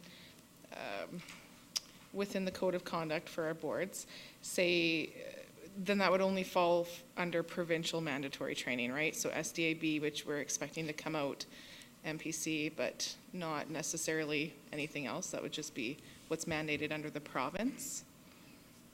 Correct. So through the chair, typically at this point what happens is when a new board member comes on, they go through a general orientation that's provided by Legislative Services. Then there's often board-specific training and information that's provided by the staff member. We have never come across an instance where a board member has not availed themselves of that process. And it's very difficult for them to serve in their role without going through that process. Okay. But if council wished, we could include that within the code of conduct. Because I do sit on a board that has stated that some of them have not gone through actual board-specific training, like Subdivision Development Appeal Board. So perhaps they went through it many, many years ago and don't recall. Could be. It could have changed since then. But just in that instance, I guess if you're confident that our board members would absolutely go through that training, then I'm okay leaving it out. But that was just a thought I had. I don't know what the rest of council thinks.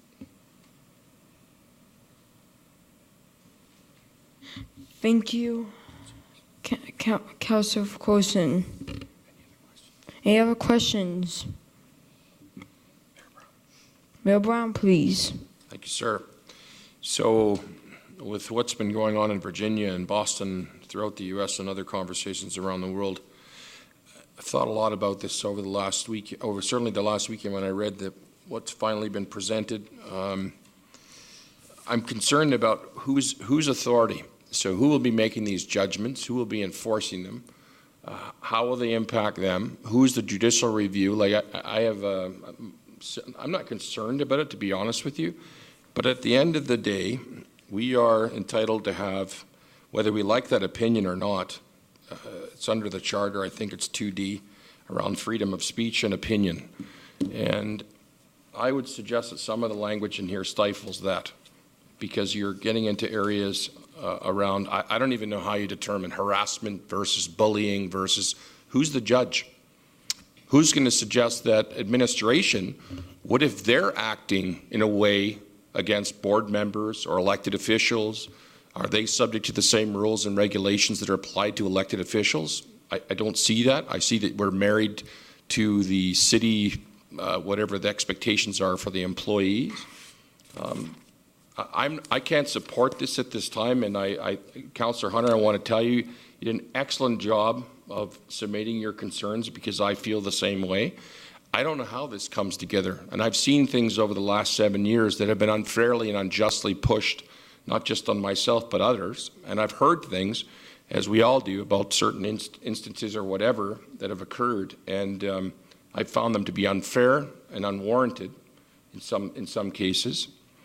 But you're subject to it. So I'm trying to figure out who's in charge of this information and who will be the authority over who gets what, says what, brings it forward, and then who on this board has the capacity or the knowledge base to make these HR decisions, and I guess summarily remove someone from their position. I don't have that expertise to decipher that information. Again, I'm not suggesting these are the worst case scenarios, but what we're putting in front of us here, if you read it, it's pretty tight. I mean, I believe an elected official should ask a question about we had an incident when I first got elected where there was an employee that was dismissed, and it impacted all of us because that employee contacted all of us. So we don't have the right to question or ask a question. Well, that's in this document. I don't think that's fair and reasonable. Based on the information that was provided, I was duty bound as an elected official to ask that question about that employee because, number one, what was actually occurring was putting our corporation at risk, which is my responsibility. So you've just taken that away effectively, and I don't know what paragraph it is as it relates to that. That's the exclusive purview of the city manager, blah, blah, blah. I know we asked for something. I am absolutely fine with, I think most every individual on this board in my 7 years and the people prior to that, and even the elected officials prior to that, I think people are reasonable. Do we always agree? No. But I think there's always ways we can handle certain situations. I just think this one is going a little bit over the top, and I don't have enough information or confidence in how this system will be implemented, how it will be enforced, and how it will be acted upon, and who will have that charge, who will have that authority. So I cannot support it as it's written right now, so that's going to be my position moving forward. And I would defer back to you, Your Worship, if there's any other comments from council members, please.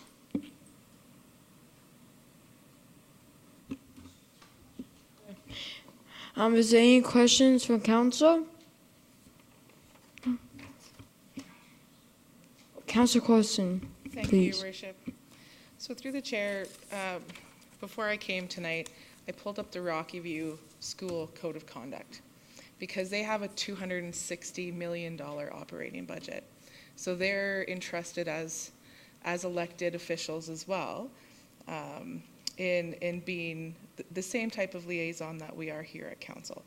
So I was sort of comparing the two, and you're right, Your Worship. In this one, they do talk about a code of conduct hearing, and it's laid out very clearly as to what those roles and definitions are actually in quite a bit of detail. But just, so that may be something you might want to look at, but even here it does say that when a decision of the board is made, and I think this is kind of what you were getting at, correct me if I'm wrong, that you want to be able to speak out against it after the fact, and that you have a right to be able to speak out against it.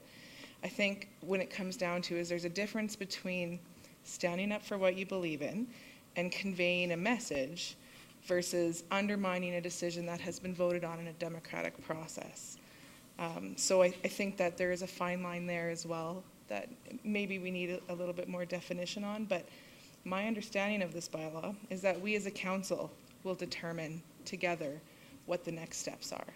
So that if there is a complaint, it's not one person, it's all of council needing to hash it out, which I know in my experience in the last 4 years was something that was sorely lacking, that this council needed to have some kind of teeth, something to go off of from what we've had previously. I've looked at the other comparisons for code of conduct bylaws. They're all very similar, a little bit of wording differently. We've pieced it together from other code of conducts, but I have no problem supporting this because at the end of the day, it's all of us or a new council or future councils that will sit down and make the decisions as to, are you going to be censured? Are you going to need to, like Councillor Hunter said, write written notes instead of being able to speak from your microphone if you're being rude or unjust towards somebody? So I have no problem supporting this. Excellent, thank you. Any other comments?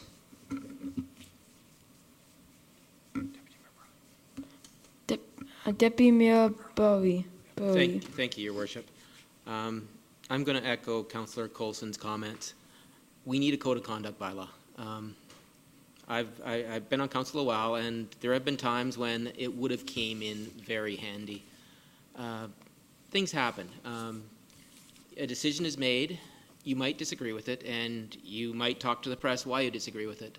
But once the decision is made, in my mind, it's your job as a councillor to make that decision work. And you make it work. If you find a better solution in the meantime, then you bring that to another council meeting and ask for a new vote on it or address an amendment to the bylaw.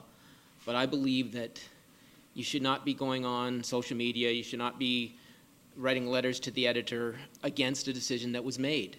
You voice your opinion after the meeting, and then you make it work, because that's what's best for the city, is making that decision work. If it's going to fail, it's going to fail, and you come up with a better solution. But you've got to try to make it work, and I think this code of conduct will do that. I read through it, and I didn't see anything in there that gave me pause to say, no, I don't want that. Could it be better? Probably. I didn't see where, but I will be supporting it. Excellent, thank you. Councillor Hunter, please. So, thank you, Mr. Mayor, through the chair. I have no problem with a code of conduct.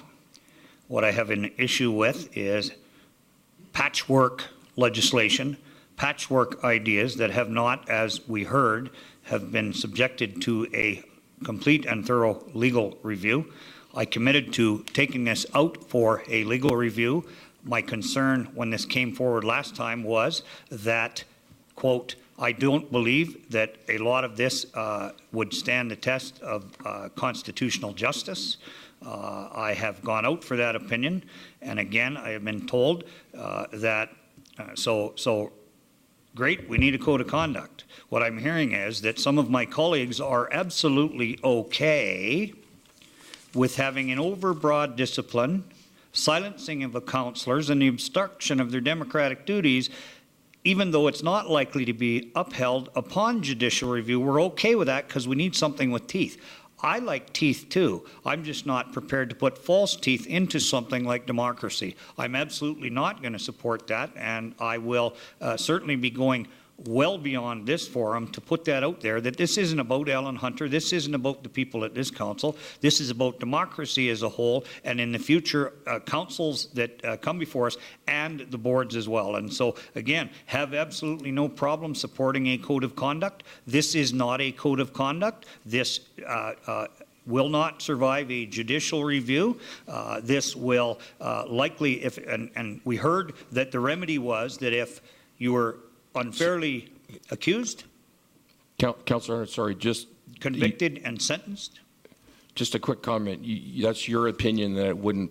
You could. Just to be clear, that's your opinion that it wouldn't survive a judicial review, right? No. Or have you taken it forward to a? No. Yes, I have. Okay. Thank you. And the next piece that I will be asking a local lawyer in Airdrie to review it and to please speak to the same conclusions, that it would not likely be upheld upon judicial review. So until I can, I want a code of conduct too. I want one that works, that's fair, not just for the individual that may or may not be subjected to it, but for democracy as a whole. So right now, all it does is give 4 people the ability to silence someone that disagrees with them.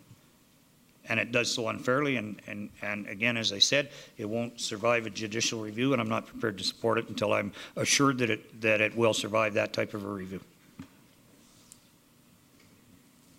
Deputy Mayor Burry. Okay. Based on Sharon's presentation, the fact that each of the bylaws that she referenced went through legal review, I'm comfortable with that. Based on the fact that I believe, I know personally I'm not concerned about any section in there. And it's not because I don't speak up. I speak up when the time is right. And it's got nothing to do with Fred Burley or Candace Colson or Ron Chapman or Darrell Bellick or Alan Hunter or Kelly Haig or Peter Brown. It's to do with common courtesy. It's to do with running the city efficiently as a city. It's to do with following procedures and making decisions that are made work.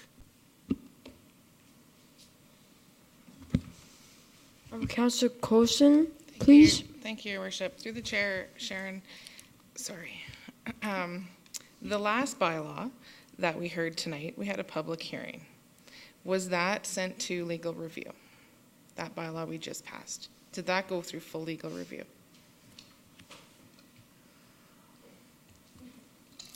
Typically, the planning bylaws do not. Okay, thank you.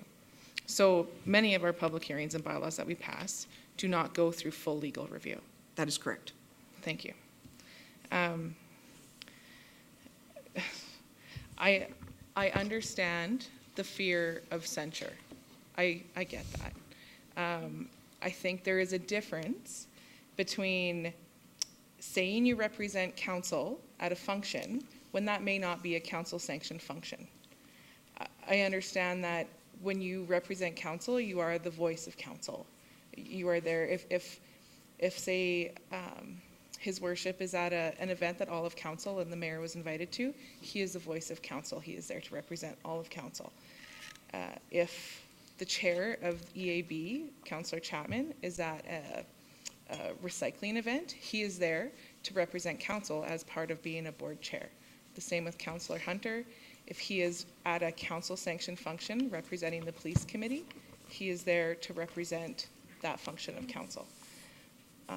But there is a difference in using your title as council in non-council sanctioned ways. And I think maybe that line is not so clear. I don't know if we can clear up that line in this bylaw, if that's what the worry is, that we are sanctioning you or not allowing you to go out and do your job. I guess it depends. The job is different for everybody who sits on this council. We all take it in a different way, but at the end of the day, we need to be uphold each other and ourselves to higher standards. And I think this is one step closer. And by all means, if there is feedback, that's great. But this council, unfortunately, Councillor Hunter, you weren't there, but we all went through a workshop with a lawyer that specializes in this type of thing. We heard case studies. We put the time in to go to that meeting, and out of that meeting, I guess, comes our confidence that our city staff are aware. The council members who are there may have come away more confident, maybe not, but I guess I'm just at a loss to see how we are taking away any democratic rights. You're still going to be able to say what you want. You just need to do so in more of a respectful way, perhaps, than what you're used to. Councillor Hunter, please. So through the chair, given that the comments were once again directed at me specifically, I always carry myself in a respectful fashion, will continue to carry myself in a respectful fashion. It's not about Ellen Hunter. Once again, if it will not be upheld upon judicial review, there is little value to anyone other than the 4 people that could have the power. And so I can disagree with everything that was said tonight. This gives 4 members of council, or 5 or 6, the ability to say, he disagreed with us, let's sanction him, let's punish him, let's get together and find the ability to take some kind of punitive action. Most of the bylaws that are put before us rarely come with punitive actions such as taking away someone's ability to represent their citizens. The land use bylaws have a certain prescribed formula that has to meet legislation. Our municipal enforcement bylaws typically, we're told over and over again, we have to make sure that this will stand up in court. This doesn't, this won't. And so happy to listen to everybody's opinions respectfully. Your opinions have respectfully been heard. I did not have time to attend the function that you spoke about, but I did take the time and the expense to go out and get a very defined description of what this actual document was, not some generic, well, this is what these things should contain. I committed to, when this came forward last time, was to go out there and get a opinion that gave me the ability to make a good and solid decision. And in my mind, we are doing a disservice to ourselves, to the citizens, to the board, and indeed to staff if we pass something that is not likely to be upheld upon judicial review. Respectfully. Okay, thank you. Thank you, Councillor Chapman. Thank you, Your Worship.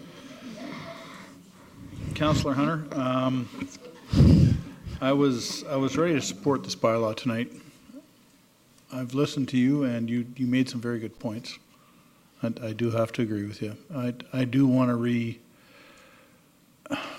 relook at this. I will support first and second reading. I won't support permission for third this evening, Your Worship. I do want to have a relook at this. Councillor Bellick, do you want to make a comment? Yes, thank you. I've just been listening to the comments going back and forth. And Sharon, if you can expound, I'm not sure. When you say make a complaint, do we have a definition on complaint, as in public or as you say, FOIP, do we have one of those two explanations within within this bylaw? Basically, what I'm asking is just a definition of the word complaint and how to file a complaint.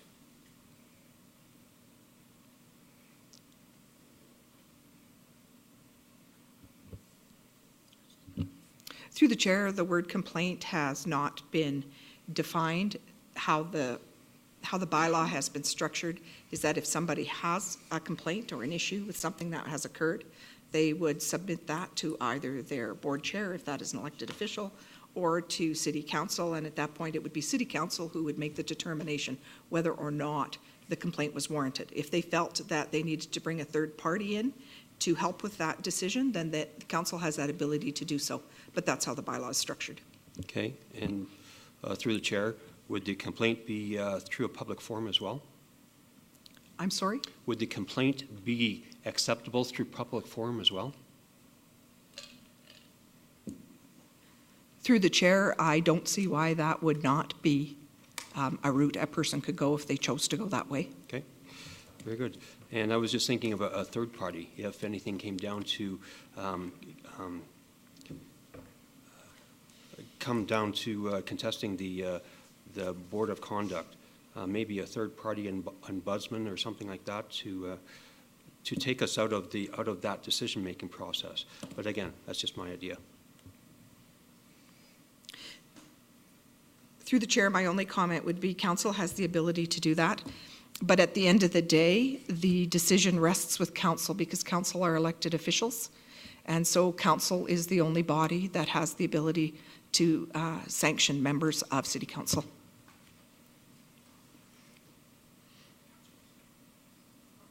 Councillor Corson, please. Thank you, Mayor Cruz. Through the chair, if we are going to not pass third reading, is there going to be some direction coming? We can't, it doesn't have to be. I guess it's just going to come back to us in the same form. So if there is concerns, we either need to give staff direction or continue with the bylaw. Sorry, in fairness, it can be defeated.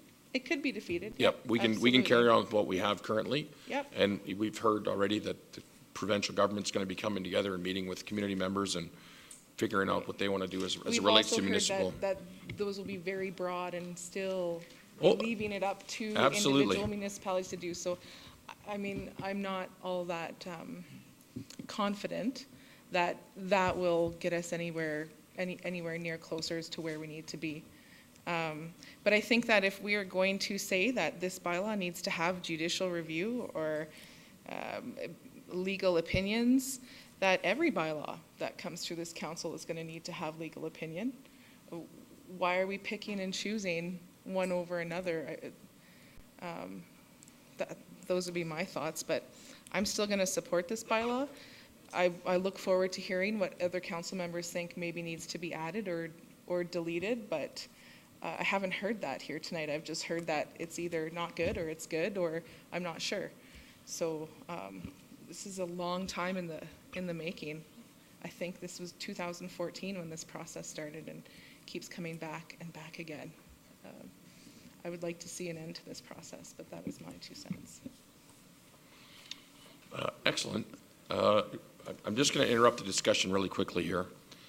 Mayor Cruz has survived this last 2 hours and done an amazing job. Wouldn't you all agree? Yeah.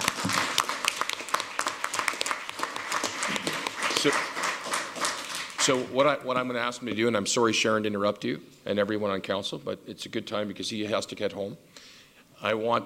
He has to provide his day for everyone, so he's going to give us a brief synopsis of what you've done today and tell everybody what you've learned, and we'll go from there, and then I've got a presentation to make right afterwards. There you go, sir. Off to, whenever you're ready, Your Worship. I learned today they sometimes would have to do a 3-point step when we gather fire trucks. It was not only a step, And I learned that the oxygen, they don't have, they use oxygen, they don't use that. They use like something else. Yeah, compressed air. Yeah. Yeah. No. No. And I learned that they can't go very fast. They have to at least go under speed. Like we can't go real fast. Yeah. Yeah. So this young man toured the fire hall.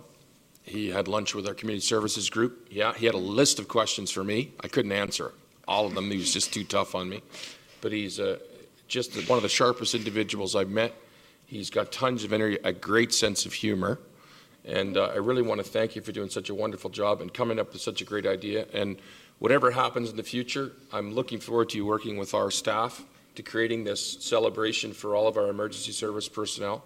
I know you're going to do a great job, and you've been a great ambassador for the city, and I want to thank you. And we have this wonderful jacket, because I know you like jackets, based on how many pairs of clothing you put on at the fire hall today. You had every one of them, and the unique part about this coat is, so you've got that great City of Airdrie logo there, and then you have your Mayor for a Day on the sleeve, so you'll always remember your time here. If you want to put that on. And I'm hoping it fits, big tall guy. I don't know. Might have to give you mine. Yeah. How's it going so far? Good. Does it fit? Doesn't that look good? Good for you.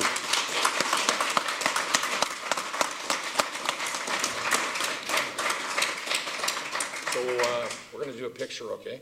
Yeah, you're going to. Would you like all of your council colleagues to come up and take a picture with you? Yeah. Absolutely. Sure. That's great. Come on. Sorry, Sharon. When your worship has to go to bed, he has to go to bed. He's got school soon. Can we? What's that?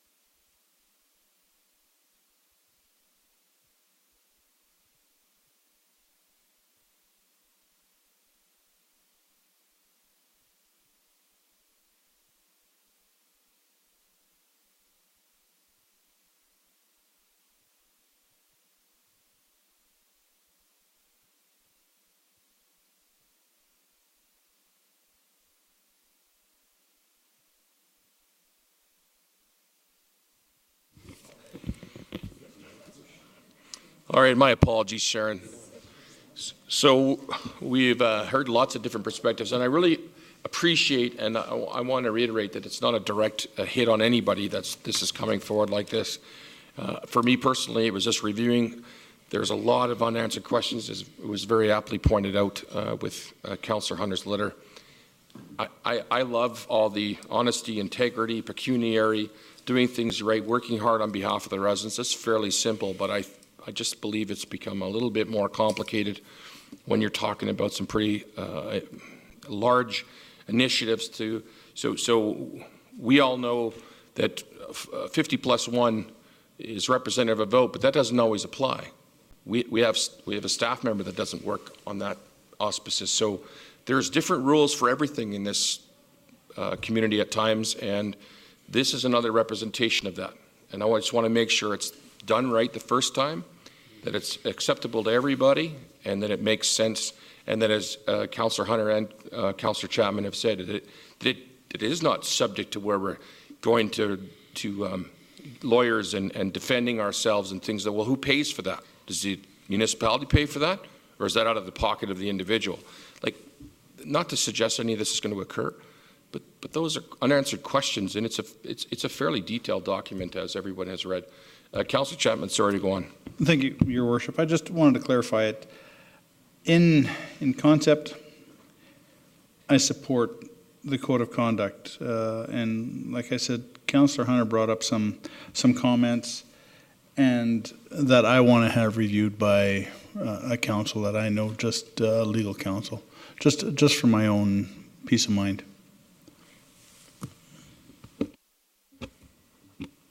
Okay, so are you making a motion then to do that? No, this will be on my own. Oh, you're going to do it on your own? Yep. Well, okay. Sorry, Councillor Coulson. Thank you, Your Worship. I just feel that if we are going to ask for legal counsel, that we have this conversation in public and that the public is aware potential new candidates that are coming in a fall election. I'd be happy to make it public. That they're aware too, and that we have somebody that's I'd be happy to make the findings public after I get them. What if more I do you may, want? Your Worship. Yes, sir, and then I was going to suggest, if the bylaw is defeated tonight, we have a certain window that we can obviously overcome. Is it 6 months before it can come back, or less than that? If it is defeated, I'm not presuming anything. I'm sorry, Your Worship, if there's a timeline, I'd have to look into that. I'm not aware that there is. Oh, so it can come back immediately, or in 2 weeks? The only comment I was going to make that rather than having individual councillors go out and seek legal opinions, if council wishes that a legal opinion were done on the bylaw, then I would recommend that we send that through our legal team, because their expertise is municipal law. That would be my suggestion as well, absolutely. So where is everybody sit? Deputy Mayor Burley. Then I'm willing to make that motion, Your Worship. Excellent. To send it, table it until it's sent for legal review, and then come back to council. Perfect. Okay, everybody's good with that? Okay. Sorry, did you want to comment before we call your question? Well, sure, absolutely. I've heard comment that this has been going on since 2014, and let's get it done. Let's vote on the thing and do what needs to be done. We've heard, I'm going to go to a legal review independent of the city, because again, I've heard that we did a patchwork job of what was here and didn't do a judicial review, and now we're saying, oops, let's go do it now, let's table it. No, just a second. That's not what administration is doing yet. They are following what we requested. So are we not? We asked Sharon and her group to go out, and we've done it on multiple occasions to capture all the information from like-sized municipalities, bring that together. Then we actually asked her to go out and extend that invitation to existing board members to come back. So they've done everything that we've asked them to do. So you need to rephrase that, because that's not, this council saying. Point of clarification, rephrase okay. which? What's that? Rephrase which? Which are you asking me to rephrase? Well, you're charging administration with patchworking this together. They are doing exactly what we asked them to do. And further, we did not give them specific direction to say, once you've accumulated all this information, that we request that you take this to a lawyer for a judicial review. We could have done that, but we did not do that. So now we're saying, because as you know, I expressed my opinion on this as well. I'm not supportive as it currently sits, that we take it to a judicial review. You're saying you don't want to take it to our lawyers that are experts in municipal governance. You want to take it to an outside source. Is that what you're suggesting? No. Okay, sorry, then I misunderstood that piece. Absolutely but not. All I'm saying is administration has done everything this council has asked them to do. That's the facts right now. And I'm absolutely glad and happy that you feel that way. Again, I've expressed what was there. We were a little while ago perfectly prepared to say there's nothing wrong with it. It's warm and fuzzy. Now we're saying, well, maybe we should go back and get a legal opinion on it. Great, fantastic. I will have already made arrangements to have a local opinion on it. I'm pretty confident it's going to come back with the one that I've already got. And so my preference is that we have a bylaw before us. We heard from one of my colleagues that this has been going on long enough. Well, we have a vote on the floor. Let's see where it goes. And if it doesn't go as Director of Legislative Services has said she's not aware of timelines or anything else, so this could come back at any time. Happy to do that. I think Well, we need in to... fairness, there is a motion on the floor. So Councillor Burley's made a motion that we have to act on. So he has a motion on the floor. If there's any more discussion around his motion, which is Councillor Burley, or Deputy Mayor Burley, sorry. Is that a point of clarification? Is that a resolution or a motion? It's a motion. He made a motion. I see. Okay. And that happens often with us. We've made lots of motions prior to dealing with the one that's on the agenda. So the motion on the floor is to get a judicial review from our council on the bylaw as it currently reads, correct? Yes, could I make a comment for Yes, absolutely, go ahead. I still 100% believe the bylaw is fair and it's equitable, and I believe it would pass judicial review, but to allay the fears of, or the concerns of my fellow councillors, and as a councillor that wants consensus, I'm willing to have this sent for legal review. And so that's why I made my motion, Your Worship. Okay. Any other point?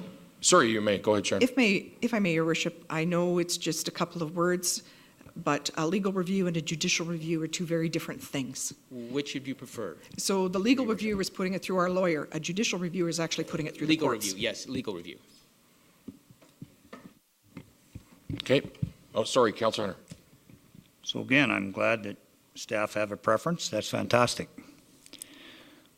My preference is to make sure that the citizens are front and center here. And so, again, the point was made that it could not or would not survive a judicial review. So if we're going to get a legal opinion from people that are going to look at it and that we use on a regular basis, that's a piece of information. If that's where we're going to go, then so be it. Sorry, but were you not taking it to a lawyer, a local lawyer, to have it reviewed? Were you taking it to a judge? Because I'm a little bit lost. I thought you said you were bringing the information to a lawyer in the community. So I've made it very clear over and over again as to what my position is, and I'm happy to vote on a motion on the floor. Okay, perfect. Thank you. Councillor Coulson, we want to close this off here pretty quick. Your Worship. I was just going to say, a judicial review, would that not be if we enacted something out of this and it went through the courts? We can't actually get a judicial review, but I am not the legal expert here. Wouldn't that just be part of court process in challenging something that came out of it? That is my understanding. Okay, thank you. If the problem is that you don't want city staff to use our municipal lawyers, there are other municipal lawyers that specialize in this field that we can use as well. So if, I don't know if that, I'm fine with our municipal lawyers being used. Okay, end of discussion. All those in favor? All those opposed? None opposed? We are proceeding with a legal review. Thank you very much. And I want to commend council. Great discussion, lots of great information. I appreciate all the work that everyone's done. Good dialogue. It's always good to see. Okay, so we are moving steadfastly along.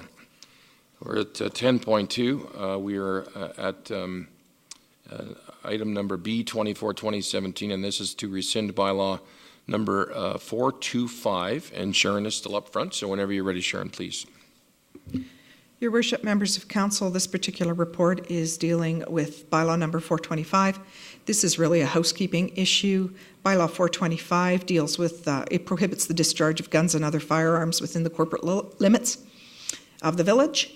And this bylaw actually became obsolete once the new community standards bylaw was created. And so provisions around the discharge of guns and other firearms are included within the community standards bylaw. So as a matter of housekeeping, we're just asking that this particular bylaw be rescinded. You do have three options. You could choose to give 3 readings to the bylaw, which would bring everything into alignment.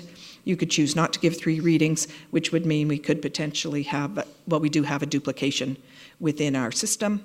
And if council so desired, they could request additional information. And I'm available for questions. Thank you, Sharon. Comments or questions? Yes, Councillor Hunter.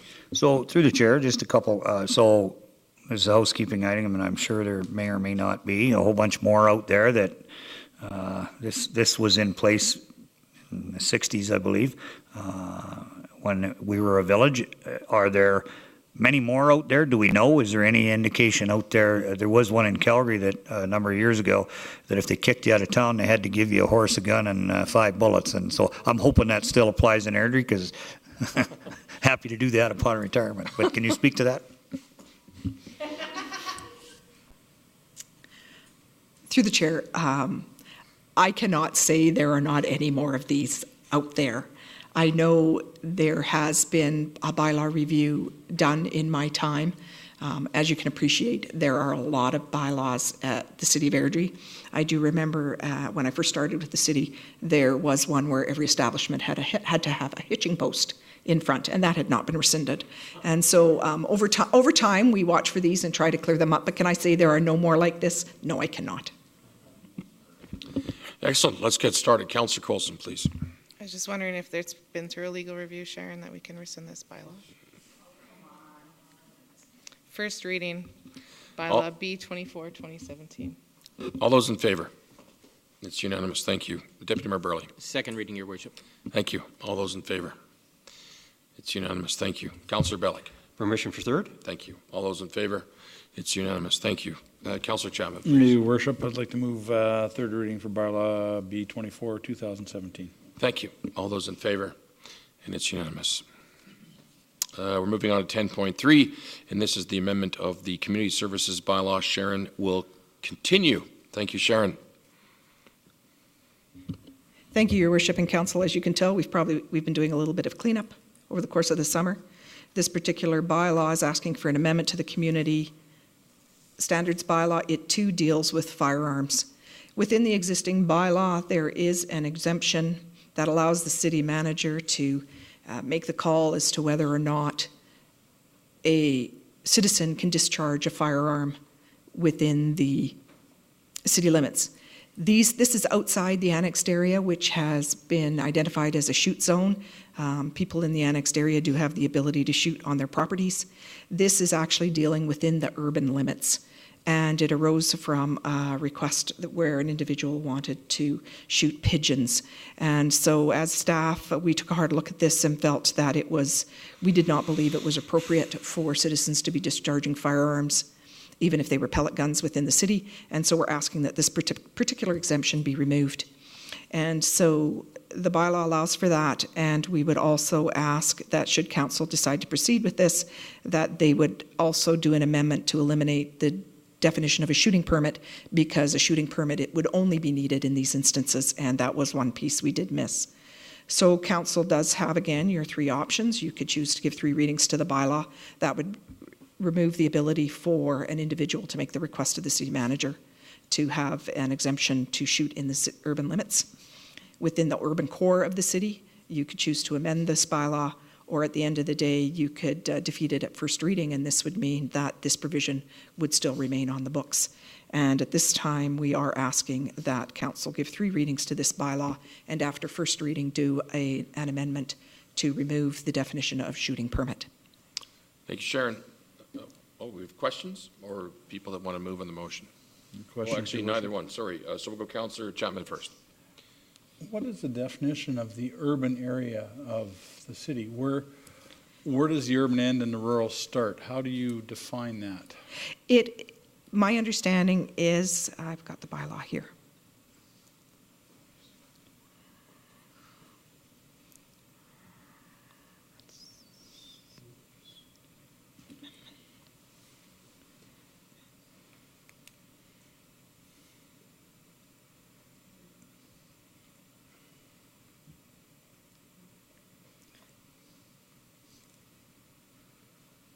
So how it's defined is it would be outside of the shoot zone, and a shoot zone is identified as those properties that were designated in the Rocky View County Land Use Bylaw as ranch farm or quarter section containing less than 20 residential buildings. And it does not include any land that's a public service, business, or commercial in that land use bylaw. So it's taken specifically at the time of annexation and refers to those sections that apply when the annexation took place, and those are still in effect. Okay, thank you. Thank you. Councillor Hunter. So through the chair, Ken Reed's place, some of the other farms, et cetera, they can still take out a coyote if they deem it appropriate, et cetera, or is this going to take away the ability of some of those farms within the city to do that? No, I don't know if there are any other laws around coyotes, but for instance, on a farm or a ranch, you could still go and shoot gophers. And so even though those farms and ranches now fall within the annexed area, we're not taking away basically a tool from the farms and ranches that are now in the annexed area? Correct, because those designations of ranch farm and the various category of ranch farm would have carried over into our new land use bylaw. Perfect, thank you. Thank you, Sharon. Councillor Bellick, please. Yes, I'd like to make the motion to give first reading to bylaw number B25, 2017. Thank you. All those in favor? It's unanimous. Thank you. Councillor Chapman, please. And we wanted to make an amendment here, did we, Sharon? Yes, please, Your Worship. I would like to see the definition of shooting permit removed from the bylaw. I would like to make that amendment, Your Worship. Thank you. All those in favor? It is unanimous. Thank you very much. And then once again, now I guess it would be second reading, if I'm not mistaken. Yes, Your Worship. Second reading. Okay, thank you. All those in favor? It's unanimous. Councillor Hunter. Through the chair, permission for third reading. Thank you. All those in favor? It's unanimous. And Deputy Mayor Burley. Thank you, Your Worship. Third reading as amended. Thank you. All those in favor? It's unanimous. Thank you, Your very Worship. much. Thank you, Sharon.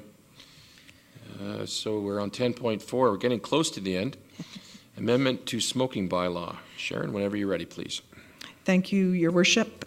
Your Worship, members of council, this particular bylaw is to reduce the minimum requirement of signage under the smoking bylaw. Currently, the signage required is 20 centimeters by 26 centimeters, and that particular signage really does not work for posting something within a vehicle. And we do have a requirement under the bylaw to post in the vehicles, and so what we're requesting is that be amended to read that the minimum size would be 10 centimeters by 10 centimeters with a surface area of 100 centimeters squared. And as council can appreciate, you still have those three options. You can make that amendment, which really will make it easier and will actually bring the city in compliance with the posting of no smoking signs within our vehicles. You could choose to amend that bylaw, or you could choose to leave it, which would mean we would have to do something different with those signs within our city vehicles, and we'd have to figure that out, because right now we are not compliant. Thank you, Sharon. This would also apply to buildings as well. Thank you. Councillor Hunter, please. Through the chair, public transport. I know we're going to be bringing in a new mode of transportation for the buses and those kinds of things, on-demand service. Would that apply to taxis and everybody else? It would apply to anybody who is under the jurisdiction of the smoking bylaw, which would, yes, apply to those as well. Great, thank you.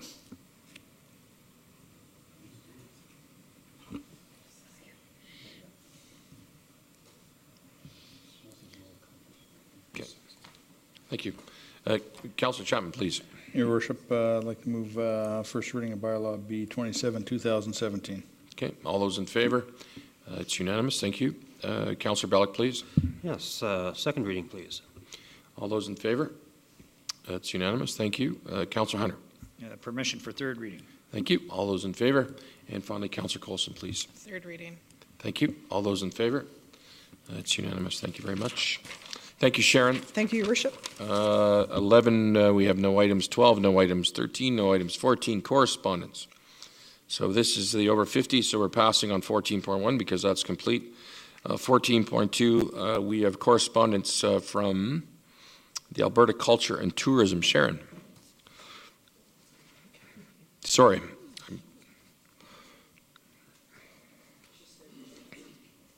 Thank you, Your Worship. I should have stayed where I was. So under correspondence, you have a piece of correspondence from the Alberta Culture and Tourism, and they're just providing council with correspondence with respect to an invitation to submit a bid to host the 2020 Alberta Summer Games.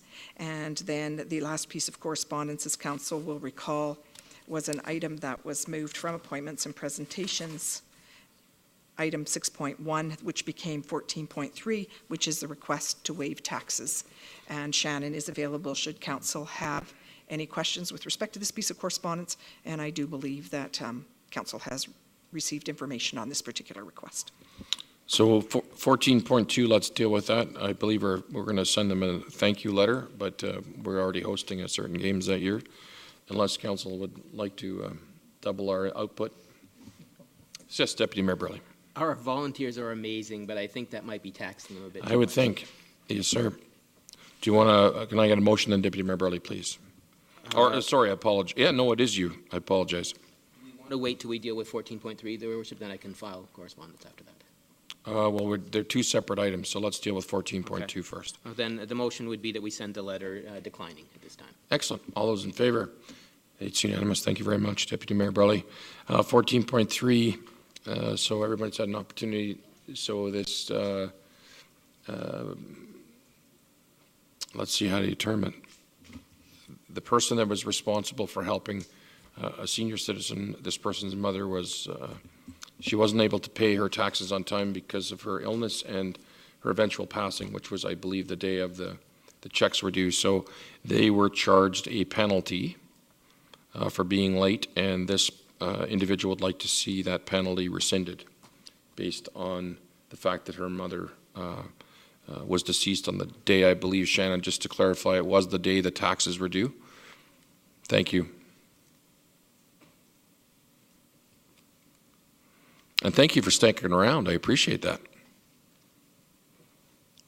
Good evening, Your Worship, members of councils. I believe the date of death was June 29th, the day prior to taxes being due. So the day, so it was the day prior to them being due, the deceased. Okay. So there was a request. Everyone's had a chance to review it. Councillor Chapman, please. My question is, what are the penalties that are involved? There was a 5% penalty imposed on July the 7th. The penalties for the three properties in question add up to $494. Okay, thank you. Councillor Hunter. So through the chair, did I not read that we don't have the ability to waive it, but we would have to amend the bylaw? Is that correct? That is correct. Under our current bylaw, we do not have the ability to waive it. Sharon, maybe you can provide a little more clarification on that. I do believe there is a provision within the Municipal Government Act that gives council the ability to waive penalties. However, we typically, our bylaw does not, and in the past we typically have not. So I guess the concern I would have is, in order to do it, I'm hearing that we need to amend that bylaw, and if we amend bylaws on a case-by-case basis, we may be going down a slope that may be a little bit slipperier than we want to slide down, if you will.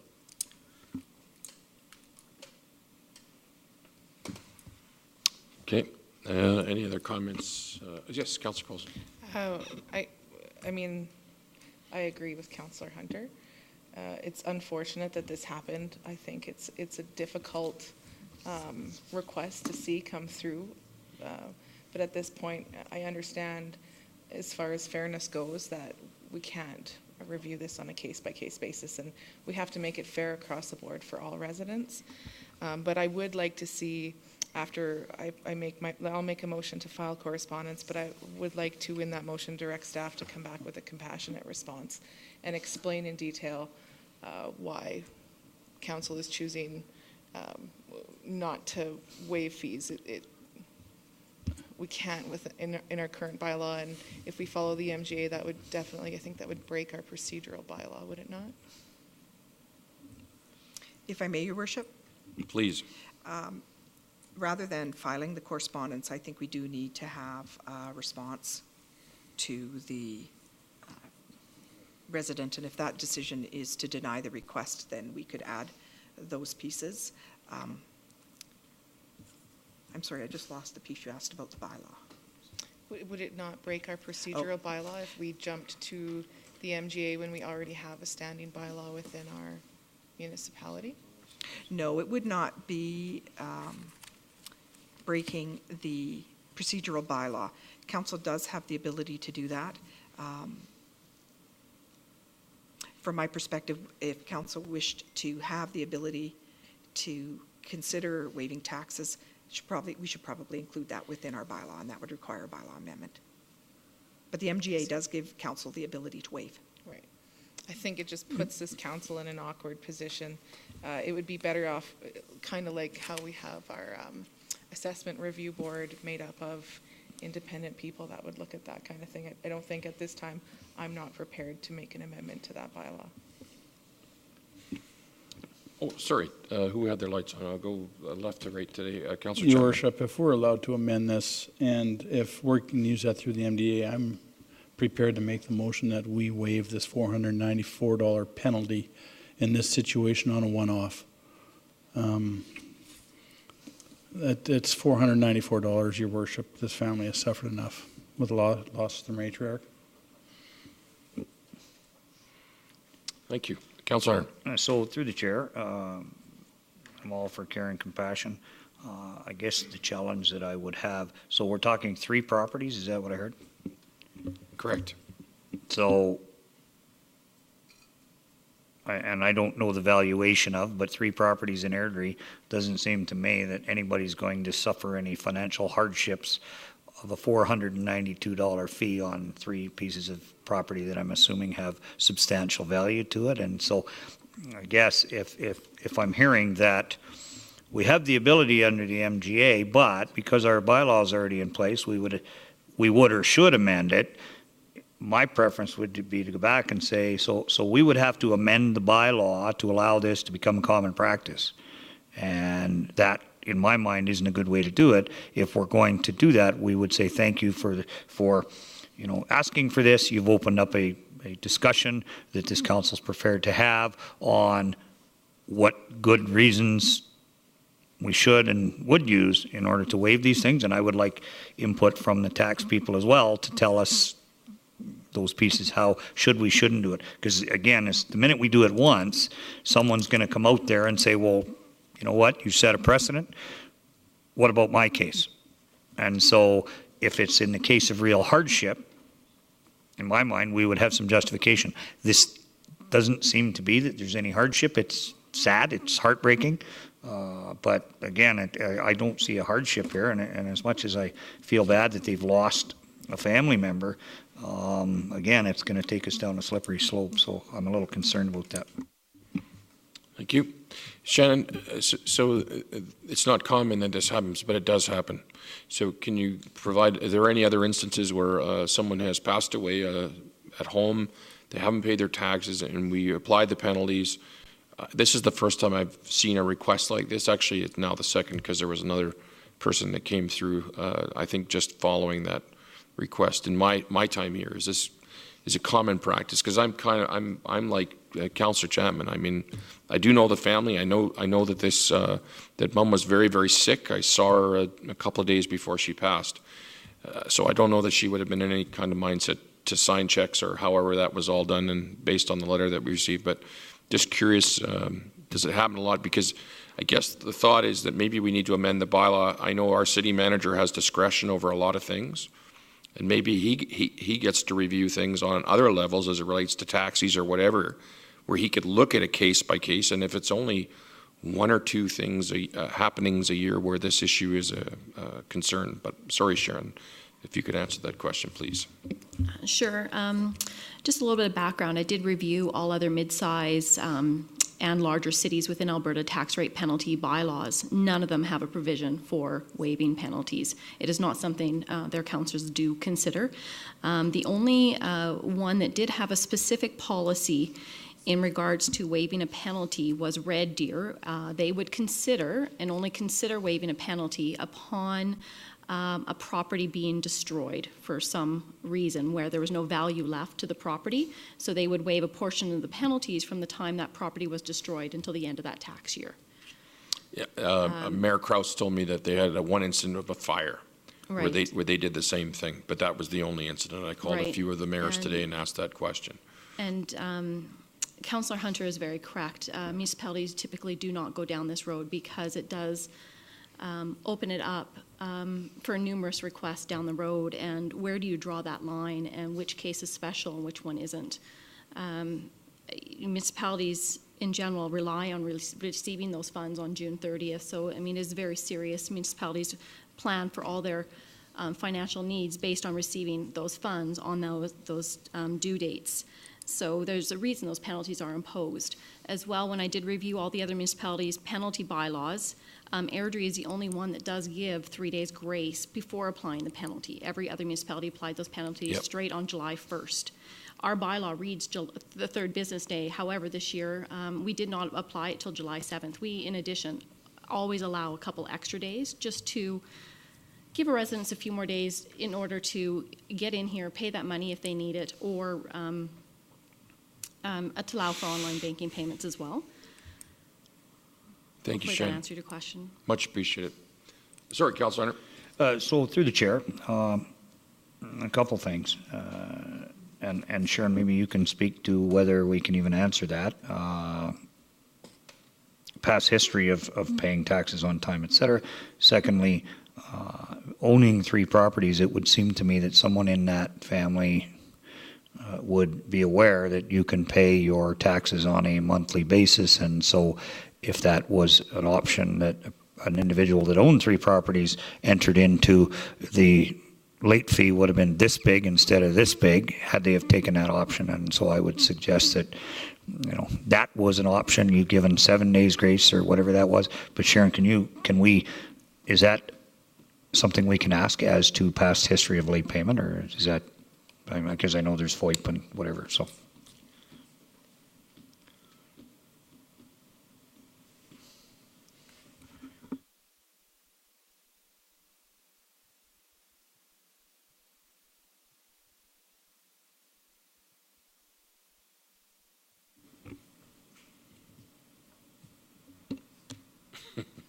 Sharon, whenever you're ready. So the dilemma we're having is the applicant actually introduced the topic into the public realm. Normally, this information would be considered personal information. I think the information is really relevant, but I do think we have to respect that that would be personal information, and we should not disclose it publicly. Thank you. Okay. Councillor Coulson, please. I think, did Councillor Chapman, did you make a motion? Okay. Oh, I apologize, Councillor. Could you repeat the motion, please? That this council waives a one-time fee of $494 in late fees for this one-time circumstance. Okay, so is that motion legitimate based on what we read, based on the bylaw? Can we move on that? That's where I'm a little confused, because I thought we could not. So in reviewing the information today, the MGA does give the council the ability to waive penalties. Even though you have a bylaw that says you cannot, we have not received a legal opinion on this. I would say the MGA, being provincial legislation, would reign supreme. Yes, that's what I would think too. Okay, motion's on the floor. All those in favor? All those opposed? Okay, I was in favor, so motion was defeated. Can I get a motion then to file the correspondence, please? Councillor Coulson. Your Worship, I think it's not just to file, that would be to direct staff to respond. Yeah, no, sorry, to your words earlier, absolutely, yep. And definitely put in that compassion piece. There are a lot of families hurting in Airdrie. This is hard, I think, it's hard for myself to make this motion, but I mean, going off of that, we have to make these tough calls every now and then, and this is one of them. Okay, all those in favor? All those opposed? 2 are opposed, myself and Councillor Chapman. Motion is carried. Thank you very much. We are moving on to, this is from our Council Budget Committee. So this is that, and I'll let Councillor Hunter, please, 15.1A. So, was that Council endorse recommendation of Council Budget Committee to approve a scope change to the 2017 Emergency Backup Generator to Highland Park Capital Project using the original approved capital budget in the amount of $570,845 to fund the project. And I would add that so we have to move forward on this, but my preference would have been that our consultants did a much better job of advising us on this. So there's a motion on the floor. Thank you. And for the members of the public that are still here, we had a council budget committee meeting where we had an in-depth preview as to why we're having to amend. We're not amending the budget, but we're changing the scope from our administration as it relates to a generator for our police services, or sorry, police building, I guess we'll call it, municipal policing building. And that's the number. Thank you, Councillor Hunter. All those in favor? It's unanimous. Thank you very much. If I may, Your Worship? Yes, you may. On this particular resolution, I just wanted to clarify for Council, in case they see it in the future. The Budget Committee does have the ability to do changes of scope as long as an item is within budget. We brought this forward on the Legislative Services side, and it truly did not need to come to this table. So just in case you don't see it in the future, I just wanted to let Council be aware of that. Yeah, no, that's fine. And because there was no change in the budget, we'd already approved. But I just want to let the members of the public know that we asked questions earlier, and it certainly would be available for you to look at. It was a public meeting. From in camera, 15.2A, Councillor Coulson, please. Just reminding that this is still an in camera. Yeah. That Council approves entering into a letter of agreement for a significant community event with the terms and conditions outlined in the staff report. Excellent. And this is a significant one. Outstanding. All those in favor? That's unanimous. Excellent. Thank you, Councillor Coulson. 15.2 point B, Deputy Mayor Burley, please. Thank you, Your Worship. I hope I have the names right here. We appoint Shelley McIntosh to the Municipal Planning Commission, and that we appoint Corey Maybe to the Environmental Advisory Board as citizen representatives. Maybe. That's great. All those in favor of the two appointments? It's unanimous. Excellent. Thank you, and congratulations to the two applicants. It's going to be a lot of fun. Board member reports. To start to my left tonight, Councillor Chapman, please. Thank you, Worship. Boy, it's been a long summer, and I'm just trying to think if anything's coming up. Show and shine at the park a couple weeks ago. Great turnout, great weather, some beautiful cars out there. Other than that, nothing's coming right to mind. Okay. Councillor Billick. I'm blank as well. I wish Cruz was here. Yes, sir. Councillor Hunter, sir. Yeah, through the chair. So just for FYI, for people in the community, Airdrie Health Foundation has put some $400,000+ into medical equipment in this community. So the 24-hour urgent care that was opened gave us longer hours, but didn't give us a lot of dollars towards the equipment that is saving lives in this community. And a long journey, 7 years to get to what we did. Gala coming up again. I encourage everybody to avail themselves of tickets before they're gone. It is an incredible organization. It is in fact changing lives, saving lives, and bringing new lives into our community. Fetal monitor being a huge piece, and some other things. So look into it, talk about it. This is our health in our community, and we want to be the healthiest community in Airdrie. So thank you. I hope it's in Airdrie. Yes, Deputy Mayor.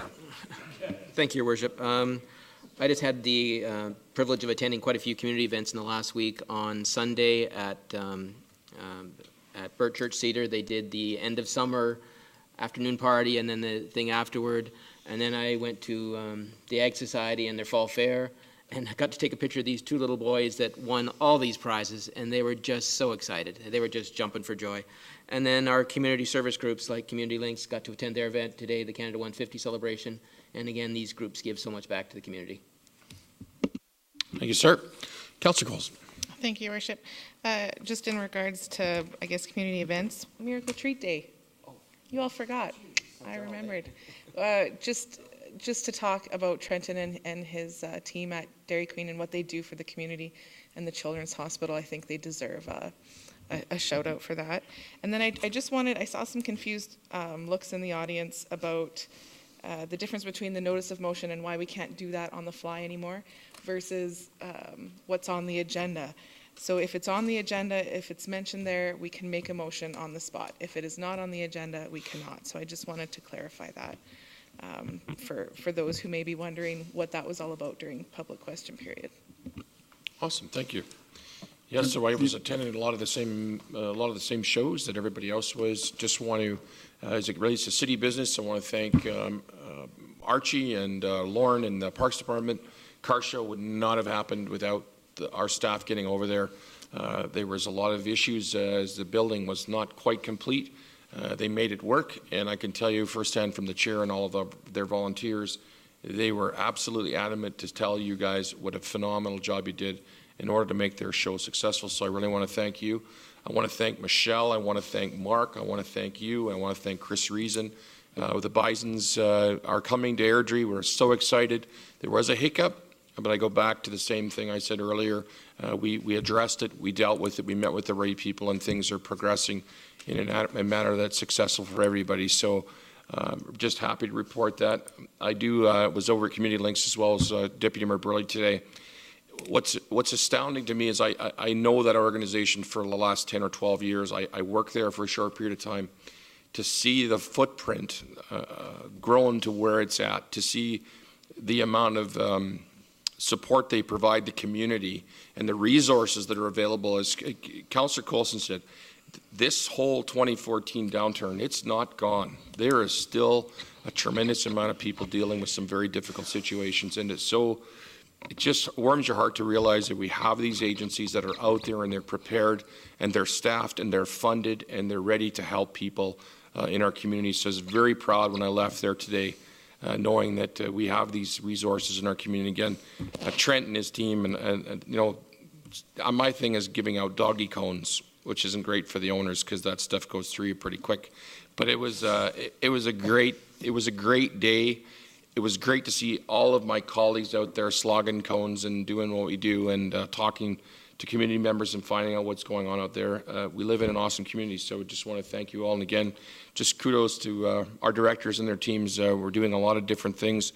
I know we're a little disruptive in roadworks and whatnot, but you know, talking to some of our staff, they've made some accommodations to different businesses to try and make sure that we're not as impactful as we might have been.